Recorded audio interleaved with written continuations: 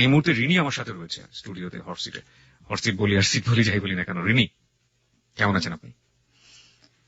ভালো আছে ভাইয়া, Okay. মোটামুটি। ভালো আছেন আপনি, সেটা শুনে আমাদেরও খুব ভালো লাগছে, এবং আশা করছি আপনি আমাদের অনুষ্ঠানটা যতক্ষণ চলবে অনেক বেশি ভালো থাকবেন। কারণ মানুষ যখন দুঃখের কথা বলে, কিংবা মানুষ যখন যে কথাটা বলতে চায় এবং সেই কথাটা শোনার মতো মানুষ যখন পাশে থাকে, তখন মানুষ আসলে যাই হোক না কেন মানে একটু হলেও, খানিকক্ষণের জন্য হলেও ভালো থাকে। এবং আপনার জীবনের কাহিনীটা আমরা শুনতে চাই, আপনার স্টোরিটা আমরা শুনতে চাই। আপনি কোথা থেকে স্টার্ট করতে চান? হ্যাঁ, আমি একটু প্রথমে একটু জিজ্ঞেস করতে চাই যে আপনার পড়াশোনা সম্পর্কে। আপনি কোথায় পড়াশোনা করেছেন এবং কতদূর পর্যন্ত পড়াশোনা করেছেন? আমি চিটং ইউনিভার্সিটিতে অনার্স মাস্টার্স করেছি। আচ্ছা, ফাইনালি 2009। ঠিক আছে, ফাইনালি মানে আপনি মাস্টার্স দিয়েছেন 2009। 2009। ওকে। আমাদের আজকের যে অতিথি, তিনি চিটাগং ইউনিভার্সিটি থেকে অনার্স মাস্টার্স কমপ্লিট করেছেন। আচ্ছা, এমনি ঢাকা শহরে আপনি কোন একটা এলাকায় থাকেন, এবং আপনি পেশা হিসেবে এখন কি করছেন? আমি একটি বাচ্চাদেরকে ইংলিশ মিডিয়াম স্কুলে টিচিং করছি। আচ্ছা, বাচ্চাদের একটা ইংলিশ মিডিয়াম স্কুলে আপনি পড়াচ্ছেন। আর আপনার এমনিতেই ছোটবেলা কেটেছে কোন এলাকায়? আসলে ছোটবেলা আমার খুব সুন্দর একটা জায়গায় কেটেছে, প্রকৃতির অনেক কাছাকাছি, বাংলাদেশের হিল ট্রেক্সে। ওকে, মানে পার্বত্য এলাকায় আপনি বড় হয়েছেন, এবং সেখানেই আপনার ছোটবেলা কেটেছে। চলুন আমরা এবার স্টোরির দিকে যাই, গল্পের দিকে যাই। আপনি আসলে কোথা থেকে শুরু করতে চান? আমার আমার গল্পটি অনেক বড়, তবু বলবো আর কি। আমরা শুনতে চাই। সেটা হচ্ছে ভালোবাসারই গল্প, ভালোবাসার দাবি নিয়ে আসছি এখানে। আমি যেহেতু আপনার ভালোবাসার দাবি নিয়ে এসেছেন, এখন আপনি আপনাকে যে মানুষটার কাছে আপনি দাবিটা নিয়ে এসেছেন, সেই মানুষটা এই মুহূর্তে আপনাকে শুনছে হয়তোবা। ওকে। তো আগেই বলেছি আমি চিটং ইউনিভার্সিটিতে পড়াশোনা করেছি। তো সেখান থেকে শুরুটা 2008 লাস্টে ডিসেম্বরে কোন একটা 28 তারিখে, আমার মনে আছে তারিখটা। আমার ফোন আসছিল একটা অপরিচিত নাম্বার থেকে অনেক রাত্রে।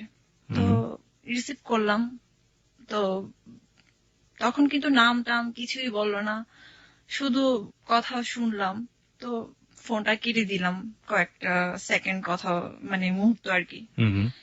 এরপরে অনেকদিন আর ফোন আসে না, তারপর আবার আসলো ওই নাম্বার থেকে। তো ফাইনালি যেটা বললো, আমি অমুক, ঢাকা ইউনিভার্সিটি থেকে কেমিস্ট্রিতে অনার্স মাস্টার্স করা। এই নামটা কি বলা যাবে, মানে সে যে নামটা বলেছিল সেই সময়?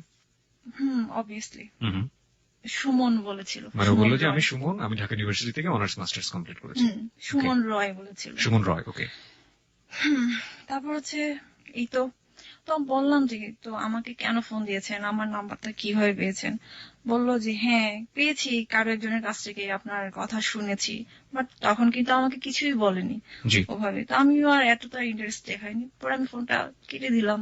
ওভাবে আরো কয়েকদিন পরে ফোন আসলো, তো আমিও বললাম যে তো ওর টোনটা অনেক বেশি সুন্দর ছিল, ফোন ভোকালটা অনেক সুন্দর ছিল, অনেক, এখনো ভালো লাগে। তো আমার ভালোই লাগলো কথা বলে, আমারও একটু ইন্টারেস্ট ছিল। তার কারণে আমি একদিন ফোন দিলাম যে হ্যাঁ কেমন আছেন, ফর্মাল কথাবার্তা যেটা হলো আর কি। পরে এভাবে কথা হতো, মাঝে মাঝে কথা হতো। সে যেহেতু অনেক ব্যস্ত ছিল, একটা বিজনেসের সাথে জড়িত ছিল, অনেক বেশি ব্যস্ততা। তো এর মধ্যে কথা হতো সপ্তাহে 2-3 দিন এরকম, আস্তে ডে বাই ডে এটা বাড়ছে কথাটা। তো আপনি থেকে তুমিতে হলো, ভালো লাগা থেকে একটু অন্যরকম একটা ফিলিংস, ওর জন্য আমার একটু কষ্ট লাগা, যেটা সবকিছু বুঝতে পারলাম আর কি, যে আপনি তাকে ভিন্নভাবে আবিষ্কার করলেন, যে মানুষের প্রতি আপনার একটা ভিন্ন রকমের সিম্প্যাথি কাজ করছে। ঠিক তাই। পরে ও বুঝতে পারলো যে আমি ওর প্রতি অনেকটা একটু হচ্ছি, উইক হচ্ছি। হ্যাঁ, সেও বুঝতে পারলো। তো যাই হোক, ওভাবে কথাও চলতো, কিন্তু আমাকে সে অ্যাভয়েড করতো প্রথম দিকে। যেমন ওর ফোনটা অনেক সময় বিজি থাকতো, তো আমার এগুলো অনেক, আমি একটু বেশি ইমোশনাল, এগুলো দেখলে আমি কান্না পেতো আমার। কিন্তু সে তখন আমার কিছুই হয়নি, ভালোবাসাও হয়নি, কিছুই হয়নি, কিন্তু ওর প্রতি আমার কেনটা এতটা ফিলিংস কাজ করতো যে ওর ফোন নাম্বারটা বিজি পেলে আমার খুব কষ্ট হতো। আচ্ছা, খুব কষ্ট হতো, আমার চোখের জল চলে আসতো এইভাবে। পরে একদিন আমি বললাম, দেখো, একদিন বললাম যে মেয়েদের হচ্ছে শেষ আশ্রয়স্থল কোনটা জানো? তারপর বললো যে কোনটা? তা তার স্বামী হচ্ছে তার সবচাইতে নিরাপদ আশ্রয়। তুমি কি আমাকে সেই নিরাপদ আশ্রয়টুকু দিবা? আমি কিন্তু বলেছি। আপনি ফার্স্ট তাকে এই কথাটা বললেন, হ্যাঁ, নট লাভ, যে তোমাকে লাভ not- করি, হুম, এরকম কিছু না, সরাসরি হাজবেন্ড। হ্যাঁ ওকে। দিয়েছিলাম। তা যেহেতু আমি ওর প্রতি আমার একটু ভালোবাসা, হুম অন্যরকম একটা ফিলিংস কাজ করতেছিল, তা সে বললে অনেকক্ষণ একটু চুপ করলো, বলছে হ্যাঁ দেয়া যাবে না কেন, অবশ্যই। তো তখন থেকে কথাটা আরো একটু এগোলো, যে আমি বুঝতে পারলাম যে ওর প্রতি আমার পরিপূর্ণ ভালোবাসা মেক হচ্ছে আর কি। হুম হুম। তো এভাবে কথা হতো, সারা রাত জেগে কথা বলতাম। আমার রুমের পাশে অনেক সুন্দর একটা কার্নিশ ছিল, ওই কার্নিশে বসে বসে, চিটাগং ইউনিভার্সিটিতে? ইয়েস, হুম হুম। সামসুনার হলেই ছিলাম, বলেই ফেলি। ওকে। তো আমার পাশের মানে রুমের পাশে একটা সুন্দর একটা গাছ ছিল, সেটা হচ্ছে চামেলি ফুলের গাছ। আচ্ছা। এত ওকে বলতাম যে দেখো আমি খুব সুন্দর একটা পরিবেশে তোমার সাথে কথা বলি, সারা রাত কথা বলতাম, সারা রাত এভাবে কখন যে ভোর হয়ে যেত। ও অনেক বেশি ভালো লাগা ছিল তখন।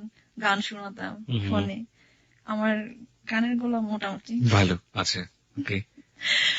গান শোনাতাম এভাবে আর কি, ঠিক আছে। তো কিন্তু মাঝে মাঝে সে আবার উধাও হয়ে যেত, ফোন বন্ধ থাকতো, কোথায় যেত, তখন আমার অনেক কষ্ট হতো, আমি অনেক কান্না করতাম। আমার বান্ধবীরা জিজ্ঞেস করতো কি হয়েছে কি হয়েছে, তখন নতুন নতুন ওর সাথে। তো আমি কাউকে কিন্তু বলিনি যে এরকম একটা ছেলের সাথে আমার এরকম হয়েছে, আমি কিছুই বলিনি তখনও। তো আমার অনেক ক্লোজ একটা বান্ধবী ছিল, নামটা বলি, তার নাম হচ্ছে সুমি, জি। রোকসানা আক্তার সুমি। তো ওকে আমি অনেক কিছু বলতাম আর কি, সবকিছু শেয়ার করতাম যে দেখো আমার একটা এরকম একটা ছেলের সাথে আমার পরিচয় হয়েছে, আমি তো ওকে ভালোবেসে ফেলছি, কিংবা ভালোবাসতে শুরু করেছি, আমি কি করব। কতদিন ছিল আপনাদের এই ধরনের মানে সম্পর্ক, যা দেখেননি দুই চোখে, শুধুমাত্র ফোনে? এটা ছিল হচ্ছে 2008-এর লাস্টে ওর সাথে কথা হইতো, 2009 মেতে ওর সাথে আমার প্রথম দেখা হয় 20 তারিখে। তার মানে বলতে গেলে প্রায় 6 মাসেরও বেশি। আচ্ছা। ওভাবে। তো ওরকম ভাবে আমি আবার বলতাম যে আমি একটু বেশি একটু সাপনিক মানুষ আর কি, হ্যাঁ। যেমন আমি বৃষ্টিতে ভিজতে পছন্দ করি, তারপর হচ্ছে শাড়ি পরা আমার অনেক পছন্দ, অনেক ভালো লাগে।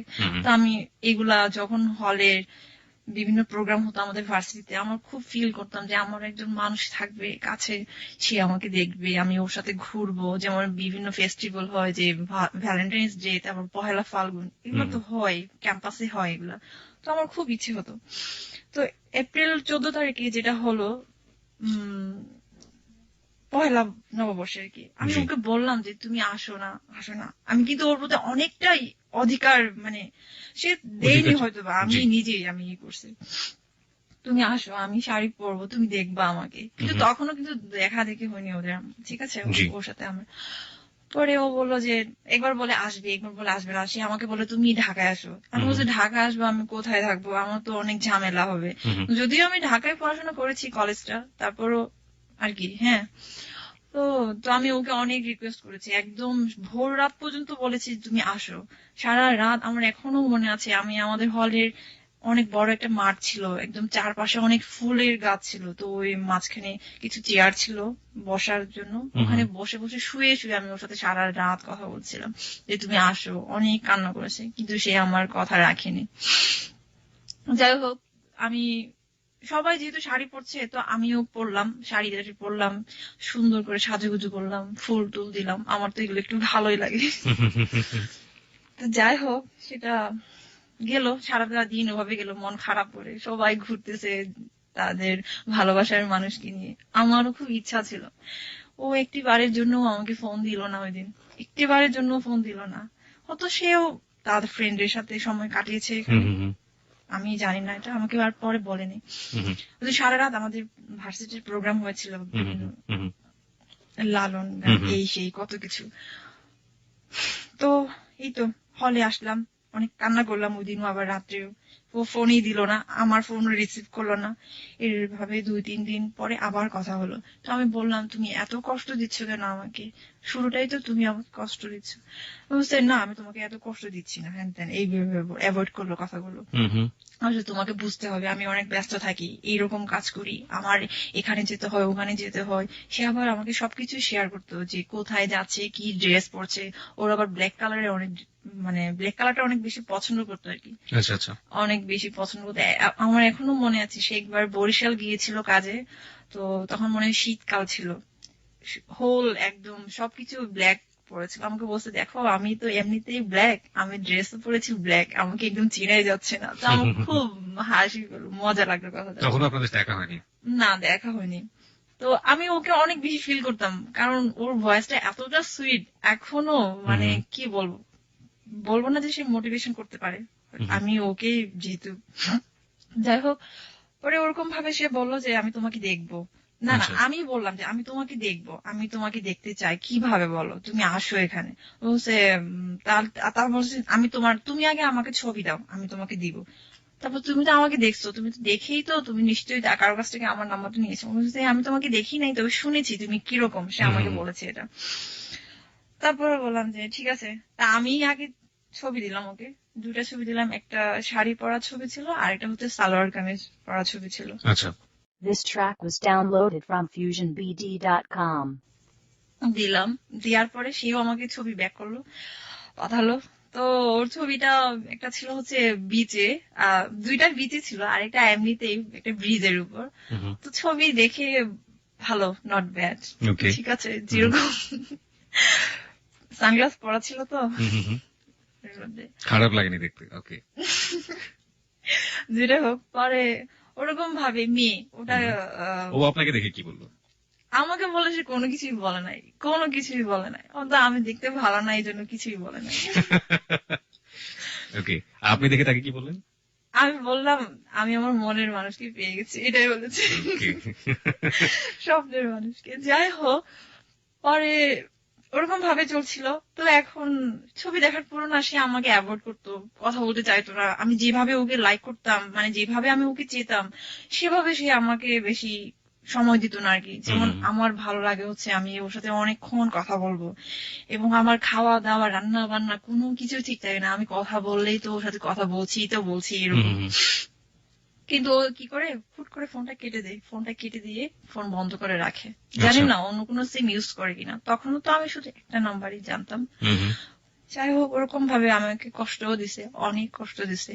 তো ফাইনালি যেটা হলো যে মে 20 তারিখে সে আসবে, চিটাগং যাবে আর কি, আমার সাথে মিট করতে যাবে। এর মধ্যে আমাদের মাস্টার্স এর পরীক্ষার ডেট দিয়ে দিছে, 23 তারিখ থেকে পরীক্ষা শুরু হবে। তো যেতে চাই না, আমি বললাম তুমি আসো প্লিজ, তুমি আসো, আমাকে একবার দেখে যাও তুমি। তো আমাকে বলে তুমি আসো ঢাকা। আমি বলছি, আমি কিভাবে আসবো, আমার তো পরীক্ষা শুরু হয়ে যাচ্ছে, আমার তো প্রিপারেশনও ভালো না। যেটা সত্যি কথা, আমার মাস্টার্স এর প্রিপারেশন মোটেই ভালো ছিল না। তারপরেও কিভাবে যেন ফার্স্ট ক্লাসটা পেলাম আর কি। আপনি আপনার সাবজেক্ট থেকে ফার্স্ট ক্লাস পেয়েছেন? ফার্স্ট ক্লাস পেয়েছি। ওকে। পরে যাই হোক, মাস্টার্সে ফার্স্ট ক্লাস, অনার্সে কি? অনার্সে সেকেন্ড ক্লাস ছিল, মাস্টার্সে ফার্স্ট ক্লাস ছিল। ওকে। আচ্ছা। পরে তো ফাইনালি ঠিক করলো। তাও বললাম যে তুমি একটা কাজ করো, তুমি যদি রাত্রে চলে আসো, আমরা সারাদিন আমরা সময় কাটাতে পারবো। তো সে কি করলো, না আমি পারবো না। তখন সে কিন্তু ভাইয়ের বাসায় থাকতো, মিরপুরে আর কি, ঠিক আছে, ভাইয়ের বাসায় থাকতো। বলে কি, না আমার ভাইয়া এরকম, দাদা এরকম এরকম, সমস্যা হবে। তো আমি বললাম যে তাহলে তুমি একটা কাজ করো না, তুমি বলো যে কোনো একটা ফ্রেন্ডের বিয়ের প্রোগ্রামে যাচ্ছ, এগুলা। তারপর সে যেটা বললো, আমি ওকে অনেক বলছি যে আসো, তুমি রাত্রে আসো, সকালবেলা পৌঁছলে তুমি সারাদিন থেকে আবার রাত্রে চলে যেতে পারবা। মানে আমি ওকে এতটা বেশি ফিল করেছি, এতটা বেশি আমার খুব কাছে পেতে ইচ্ছে করতেছিল আর কি।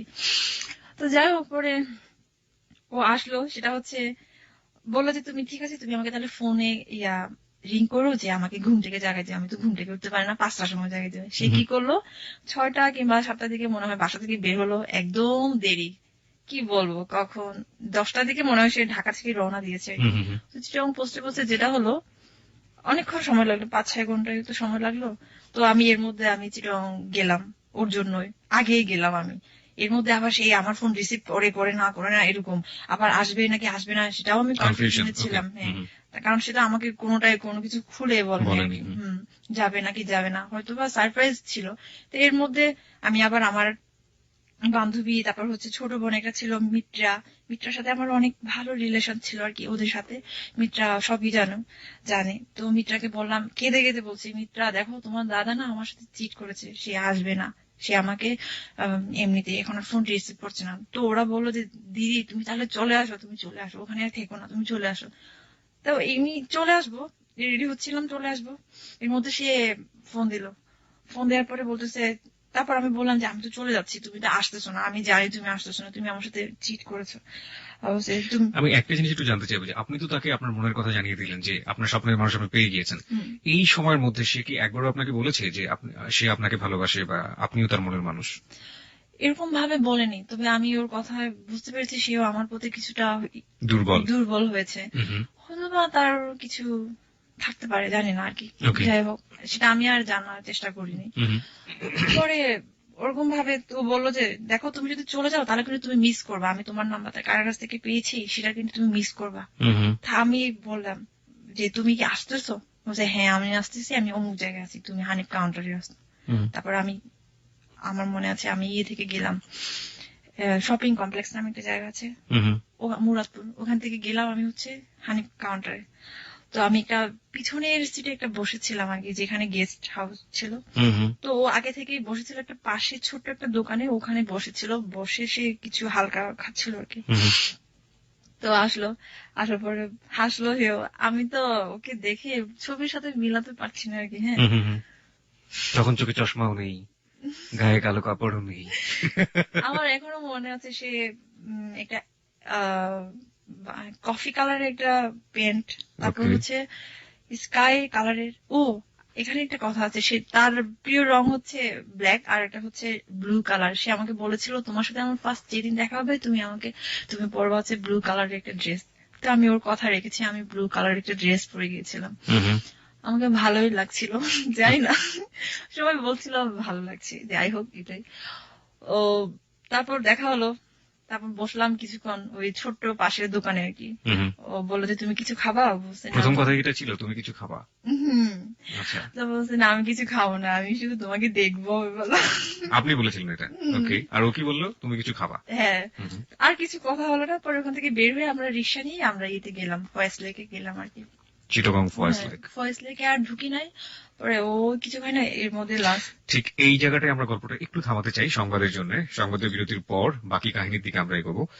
এবং পৃথিবীতে আপনি অনেক ধরনের ভালোবাসার কাহিনী আপনি শুনেছেন, অনেক ধরনের লাভ স্টোরি আপনি শুনেছেন। আমার এই ক্ষুদ্র জীবনে আমি যত ধরনের লাভ স্টোরি মুভি দেখেছি বা শুনেছি, আমি তার সাথে আজকের এই ঘটনার কোনো মিল খুঁজে পাইনি।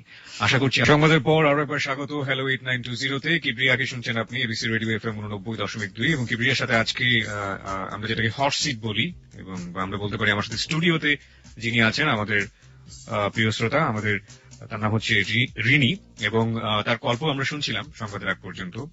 এবং প্রত্যেকটা গল্পই আসলে জীবনধর্মী গল্প, তা সেটা ভালোবাসার হোক কিংবা তা সেটা দুঃখের হোক, কষ্টের হোক, যে কোনো কিছু হোক না, জীবনের সাথে এগুলো জড়িয়ে থাকে।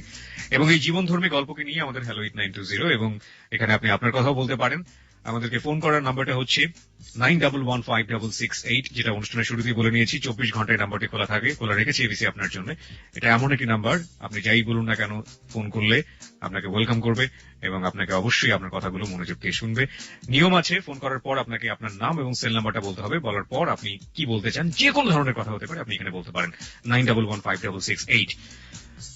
রিনি, আমরা অনুষ্ঠানের এই পর্যায়ে ছিলাম যে আপনার সাথে আপনার যে মানুষটার সাথে আপনার এতদিন ফোনে কথা হতো, যে মানুষটাকে আপনি এত এত ভালোবাসেন, যে মানুষটাকে আপনি আপনার জীবন সঙ্গী করতে চাচ্ছেন, সেই মানুষটার সাথে আপনার প্রায় 1 বছর পর আপনার দেখা হল। ওকে, হ্যাঁ, তারপরে আমরা সামনের দিকে আগাই। আপনি একটু স্পিকারটা দয়া করে কাছে নিয়ে নেবেন। হ্যাঁ, তো দেখা হলো 20 তারিখে, মে 20 তারিখ। ওই দিন অনেক ঘুরেছি, ফয়েজ লেকে গিয়েছি। ফয়েজ লেকে যাইনি, পাশে একটা চিড়িয়াখানা ছিল, ওখানে গিয়েছিলাম। তো যাই হোক, যতটুকু সময় ছিল অনেক কাছাকাছি ছিলাম। তো মনে হচ্ছিল, আমার একবারের জন্য মনে হয়নি যে ওদিন আমার সাথে প্রথম দেখা। ঠিক আছে, এতটা ফিল করেছি। ও হয়েছে কিনা জানি না আমি, যাই হোক। আপনি কখনো জিজ্ঞেস করেননি যে তোমার কেমন লাগছে, তোমার ভালো লাগছে কিনা? ও আসলে না একটু চাপা স্বভাবের, তেমন একটা এক্সপ্রেস করতে পারে না নিজেকে আর কি। এক্সপ্রেস করতে পারেন না। হ্যাঁ। ওকে। তো অনেকটা ঠিক সেরকম। আজ পর্যন্ত আমাকে বলেও নি মনে হয় যে আমি তোমাকে অনেক ভালোবাসি, এটা একবারও বলেনি? মানে খুব কম। আমি যতটা আমি ওকে বেশি একদম পাগলের মতো করে ভালোবাসি। ও হয়তো বাসে, বাট এক্সপ্রেস করতে পারে না নিজেকে। ওকে। চাপা স্বভাবের। তো যাই হোক, ওই দিন চলে গেল রাতে না, ঠিক বিকেল সন্ধ্যার দিকে আর কি। তো আমাকে আবার হলে যেতে হবে, আমাদের হলে যাওয়ার টাইম হচ্ছে 7টা পর্যন্ত। তো এর আগে আমাকে হলে ব্যাক করতে হবে। তো গেল, যাওয়ার সময় অনেক কষ্ট লাগলো, কান্না করলাম। মনে হচ্ছে অনেক দূরে চলে যাচ্ছে, আর কোনোদিন দেখা হবে কিনা। আর ও কি করলো? হি হি করে হাসতে হাসতে বের হয়ে গেল নাকি ও কান্নাকাটি করছিল? ও তো কোনো কান্নাই করলো না, ও জানি না ও কোনো ফিলিংস ছিল কিনা। আসলে ছেলে মানুষ তো বুঝে যায় না। বোঝা যায় না। ওকে। তো চলে গেল। যতটুকু পর্যন্ত দেখলাম ওর বাসটাকে, আমার এখনো মনে আছে ও দাঁড়িয়ে ছিল, সিট পাচ্ছিল না। তো দেখলাম চলে গেল, একটা পর্যায়ে চোখের আড়ালেই চলে গেল। তো আমি বাসায় হলে চলে গেলাম। এখন তো সবাই জিজ্ঞেস করছে কি অবস্থা, কি হলো কি এরকম দেখতে কত কিছু। আর দেখতে যেরকমই হোক না কেন, আমি আমার মনের মানুষকে পেয়ে গেছি। আমি যাকে এতদিন আমি স্বপ্নে আমি কল্পনা করেছি তাকে আমি পেয়েছি। আমার মনে হচ্ছে আমি পেয়েছি, জানি না আদৌ পাবো কি না তাকে। ওরকমই চলতেছিল। একটা পর্যায়ে আমার পরীক্ষা শুরু হলো। এরপরে যেটা দেখলাম আর কি, হ্যাঁ পরিবর্তন, অনেক বড় পরিবর্তন। এর আগে তো সে আমাকে অ্যাভয়েড করতো, ফোনে কথা বলতে চাইতো না, ফোনটা বিজি রাখতো। এখন দেখা হওয়ার পর থেকে সেই এখন বেশি এক্সাইটেড হয়ে গেছে। টাইম টু টাইম আমাকে ফোন দেয়, ভাত খেয়েছে কিনা, পড়াশোনা করছি কিনা, পরীক্ষা যেহেতু এখন আমার একদম অনেক বেশি কেয়ারিং হয়ে গেল। অনেক বেশি কেয়ারিং হয়ে গেল। তো আমার এই জিনিসগুলো অনেক বেশি ভালো লাগলো। আমি বললাম যে কেন তুমি আমাকে দেখার আগে কেন তুমি এরকম ছিল আর এখন কেন এমন হলো? বলছে আমি জানি না, বলতেছে কেন জানি তোমাকে দেখে আমার অনেক ভালো লেগেছে। আচ্ছা আচ্ছা। এটা বলছে কেন ভালো লাগে, তুমি তো আমাকে ছবিতেও দেখেছো আর শুনেছো, তাই না? তো বলছে জানি না, মানে সে শুধু জানি নাই বললো, আর কোনো কিছু আর বলতে পারলো না। তো ওরকম ভাবে অনেক বেশি কেয়ারিং করলো। একটা পর্যায়ে আমার বিয়ের প্রপোজাল আসলো আর কি। বিয়ের প্রপোজাল আসলো মানে কি? মানে এই ছেলে বিয়ের প্রপোজাল তো না আপনার পরিবার অন্য। থেকে? আচ্ছা আচ্ছা আচ্ছা, পরিবার থেকে আসে না, অন্য অন্য জায়গা থেকে আসলো। আচ্ছা। আমার তো এমনিতে বিয়ের প্রপোজাল আসতেছিল প্রায় অনেক দিন আগে থেকে। তো যেভাবে হোক আমি মাকে বলেছি, দেখো আমার ফাইনাল পরীক্ষা শেষ না হওয়া পর্যন্ত আমি বিয়ে করতে পারছি না, কিংবা আমার ক্যারিয়ার করবো ড্যানে আমি বিয়ে করব। তো ওটা অতটুকু পর্যন্ত আমি আমার মাকে সেভাবে বলে বলে আমি রেখেছি। বাট ফাইনালি যেটা আসলো সেটা হচ্ছে অনেক ভালো একটা বিয়ের প্রপোজাল, বাইরে থাকে ছেলেটা। আচ্ছা, এখানে আমি একটু আমাদের শ্রোতাদের উদ্দেশ্যে একটু একটা জিনিস পরিষ্কার করে রাখতে চাই। আমরা আপনার পুরো পরিচয়টা দিতে চাই না, কিন্তু আপনি যে কমিউনিটিতে বড় হয়েছেন বা যে সমাজটাতে বড় হয়েছেন, সেই সমাজের নিয়ম হচ্ছে যে আপনার সেই সমাজের লোকের সাথে আপনার বিয়ে হতে হবে এবং তার বাইরে আপনি অন্য কোনো ছেলেকে বা বাঙালি ছেলে বলতে যেটা বোঝায় সেই ছেলেকে আপনি বিয়ে করতে পারবেন না। মানে একটা ক্ষুদ্র নৃগোষ্ঠীতে আপনি বড় হয়েছেন এবং সেটা পাহাড়ের কোলেই। এবং আগেই তো বলেছি বাংলাদেশে হিল ট্রেক্স তো তিনটা আছে, বান্দরবান, খাগড়াছড়ি, রাঙ্গামাটি। এবং আমি খাগড়াছড়িতে। আমার জন্ম হচ্ছে খাগড়াছড়িতে, বড় হয়েছি ওখানে। এই তো আপনার যে বিয়ের প্রস্তাবটা যেটা এসেছিল সেটা কি আপনার গোত্রেরই লোকজন? আমাদেরই গোত্রেরই লোকজন। তো সে থাকে আবার বাইরে থাকে, আমি বলতে চাচ্ছি না। ওকে, হ্যাঁ ঠিক আছে। তো যাই হোক, আমার মা তো অনেক বেশি হয়ে গেল যে হ্যাঁ এরকম ছেলে আর পাওয়া যাবে না, ভালো ছেলে, ভালো ফ্যামিলি, সবকিছুই। তো এখন আমি কিভাবে বলবো? আমি ওকে বললাম দেখো আমার তো এরকম একটা বিয়ের প্রপোজাল আসছে, আমি কি করব, আমি কি করব তুমি বলো। অনেকটু হয়ে গেল। আর আমি চিন্তা করি এটা যে কারণ আমি যে ফ্যামিলিতে বড় হয়েছি সেটা তো কোনোদিনও অ্যাকসেপ্ট করবে না, আর সোসাইটি একটা কথা আছে সেটাও আমার চিন্তা করতে হচ্ছে। এগুলা অ্যাকসেপ্ট করবে না মানেটা কি? ওর কোয়ালিটি নাকি বাঙালি ছেলে এই কারণে অ্যাকসেপ্ট করবে না? অ্যাকচুয়ালি কোয়ালিটি এখানে ডাজন্ট ম্যাটার, মানে আপনাদের গোত্রের না, এটাই হচ্ছে মূল কারণ। ওকে, তারপর বলে রাখি এখানে ওর আর আমার রিলিজন অন্য রিলিজন। আপনার রিলিজন আলাদা ছিল এবং ওর রিলিজিয়ন আলাদা ছিল। ছিল ওকে, এখানে। তারপর হচ্ছে এই তো তো বলতো না তুমি চিন্তা করো না, তুমি একটা কাজ করো, তুমি পরীক্ষা শেষ হলে তুমি ঢাকায় চলে আসো, এভাবে আমাকে বললো। আমি তো দেখো ঢাকায় চলে আসো বললে তো হবে না, আমার তো এখানে অনেক জিনিসপত্র রয়ে গেছে, আমি এগুলো নিয়ে কিভাবে আসবো। তারপর তারপর সে বললো না তুমি চিন্তা করো না, কিন্তু এর মধ্যে আবার সে একটু অন্যরকম হয়ে গেল। আবার মাঝে মাঝে ফোন বন্ধ পাইতাম, তারপর হচ্ছে একটু কেমন জানি ছাড়া ছাড়া উদাস উদাস একটা ভাব। উদাস উদাস একটা কেমন জানি আর কি। তো আমার অনেক কান্না পেত, আমি বেশি একদম কেঁদে ফেলি, আমি আগে বলেছি আমি অনেক বেশি ইমোশনাল। তো একটু আনসার্টেন একটু হচ্ছিল আর কি, যে রিলেশনটা আসলেই কি মানে এরকম আর কি। তারপর এদিকে আমার মা প্রতিনিয়ত ফোন দিচ্ছে, দেখ দেখ তোর পরীক্ষা শেষ হলে কিন্তু বাড়িতে আসতে হবে, আসতে হবে তোর মানে চিটাগং ইউনিভার্সিটি থেকে বাড়িতে চলে আসো। হ্যাঁ হ্যাঁ আসতে হবে। এরকম ভাবে পরীক্ষা দিচ্ছিলাম, পরীক্ষা মোটামুটি ভালোই হচ্ছিল, যদিও প্রিপারেশন ভালো ছিল না। সারাদিন ওর সাথে কথা বলি, রাত কথা বলি, আবার একটু প্রিপারেশন নিয়ে পরীক্ষা দিতাম, এরকম অবস্থা। তো সে আবার আমাকে বলতো যে হ্যাঁ পরীক্ষা দিতে।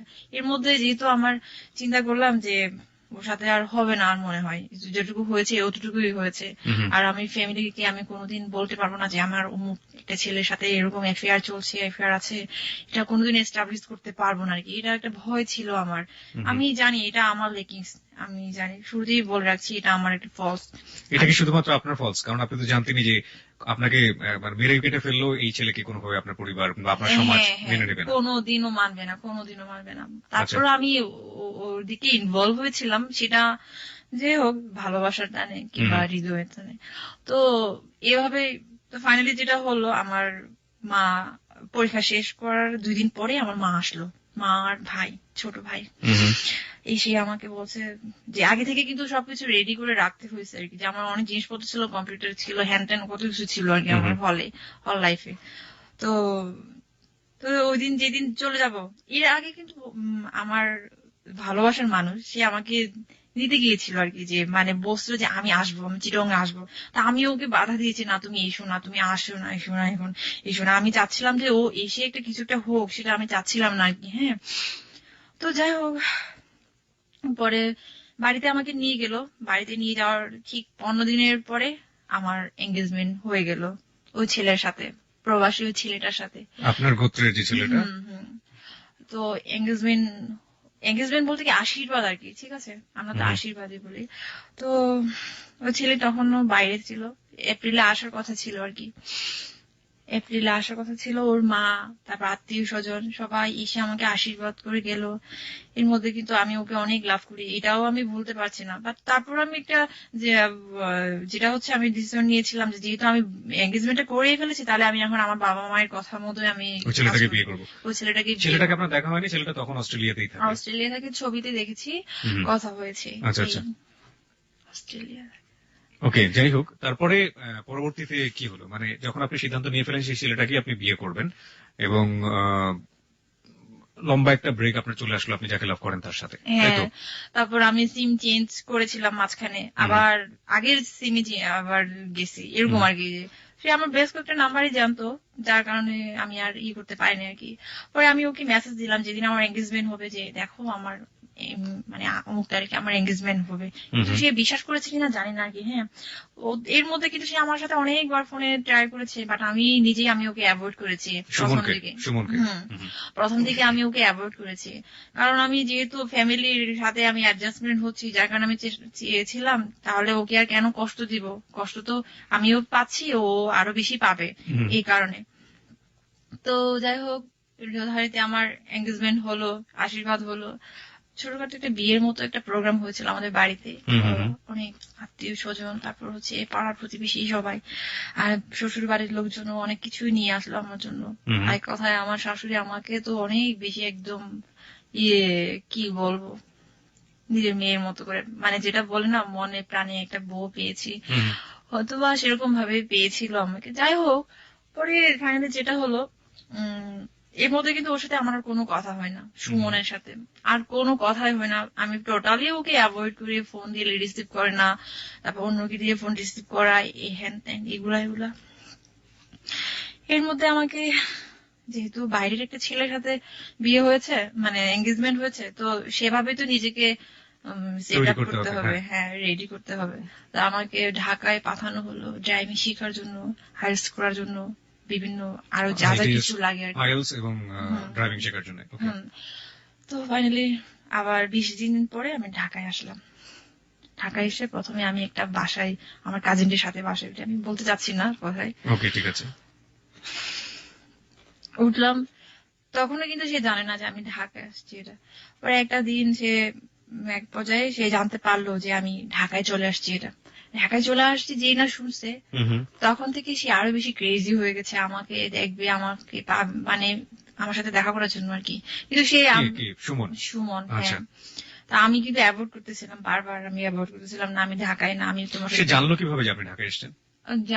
জানতে পেরেছে হচ্ছে এরকম, আমাকে ফোন দিয়েছিল, আমি তখন ফোনের কাছে ছিলাম না, আমি ওয়াশরুমে ছিলাম। তো আমার কাজিন রিসিভ করেছিল, কাজিনটাই বলেছে আর কি যে দিদি তো এখন ওয়াশরুমে, বলছে কোথায় এটা? ঢাকায়।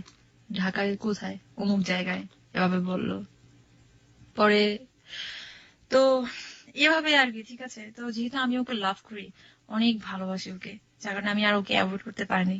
তো দেখা গেছে আমাদের যোগাযোগটা ওরকম ভাবে হয়েছিল। আমি ড্রাইভিং শিখতাম, তারপর হচ্ছে একটা প্রতিষ্ঠান আছে, ওখানে আমি কম্পিউটার কোর্স করতাম, ওখানে ও সবকিছুই জানতো এগুলা। ওভাবেই ওর সাথে আমার যোগাযোগটা হয়েছিল। কিন্তু প্রথম থেকে আমার একটা, আমি দোষ স্বীকার করছি, আমি ওকে একদমই অ্যাভয়েড করেছি, একদমই একদম প্রথম দিকে, একদম মানে হ্যাঁ, ঢাকায় আসা প্রথম দিকে ও অনেক অ্যাভয়েড করেছি, খুব বকা দিয়েছি, খুব ইনসাল্ট করেছি, অনেক ইনসাল্ট করেছি ওকে। আচ্ছা। মনে আছে ভোর সকালে একদিন বলেছিল যে তুমি আসো, যে অমুক জায়গায় এসো, আমি আসবো এইভাবে। আমি বলছি না, একদম ডিরেক্টলি। আচ্ছা। যেহেতু আমি এখন একজনের সাথে ইনভলভ হয়ে গেছি, আমার ফ্যামিলি আছে, তো চাচ্ছিলাম না যে ওকে আবার নতুন করে কষ্ট দিই, এই জন্য। তো দেখা গেল ওরকম ভাবে, আর ওরকম ভাবে চলতে চলতে আমি আর পারিনি। পরে ওর সাথে আমার যোগাযোগ হয়ে গেল, দেখা হলো, দেখা হওয়ার পরে তো আরো বেশি কান্না করলাম, মানে ও অনেক বেশি ইমোশনাল হয়ে গেল। এভাবে এগুলো আর কি আমাদের সম্পর্কটা। হ্যাঁ, তো ফাইনালি ওখানে 1 মাস ছিলাম আমি ওই বাসায়। বাসা থেকে চেঞ্জ করে আমি একটা হোস্টেলে উঠলাম। আচ্ছা আচ্ছা। আমি বলতে চাচ্ছি না হোস্টেলের নামটা, আপনি বলতে চাচ্ছেন না? ওকে, সমস্যা নেই। চাচ্ছি না। হোস্টেলে উঠলাম, হোস্টেলে উঠার পরে দেখা গেল আমি ওখানে একটু স্বাধীন হয়ে গেলাম আরো বেশি। কারণ বাসায় যে প্রবলেমটা ছিল, ওখানে আমার বোন ছিল, হ্যান ত্যান এইসব প্রবলেম ছিল আর কি। কারণ সে আমাকে এমনও জিজ্ঞেস করছে, দিদি তুমি এত কার সাথে কথা বলো? আমি বলছি আমার ফ্রেন্ডের সাথে কথা বলি, এরকম। এর মধ্যে কিন্তু ওই প্রবাসী ছেলেটার সাথে আমার কথা হতো এরকম ভাবে, যেহেতু ফ্যামিলি ভত ভাবেই হয়েছে, তো কথা হতো।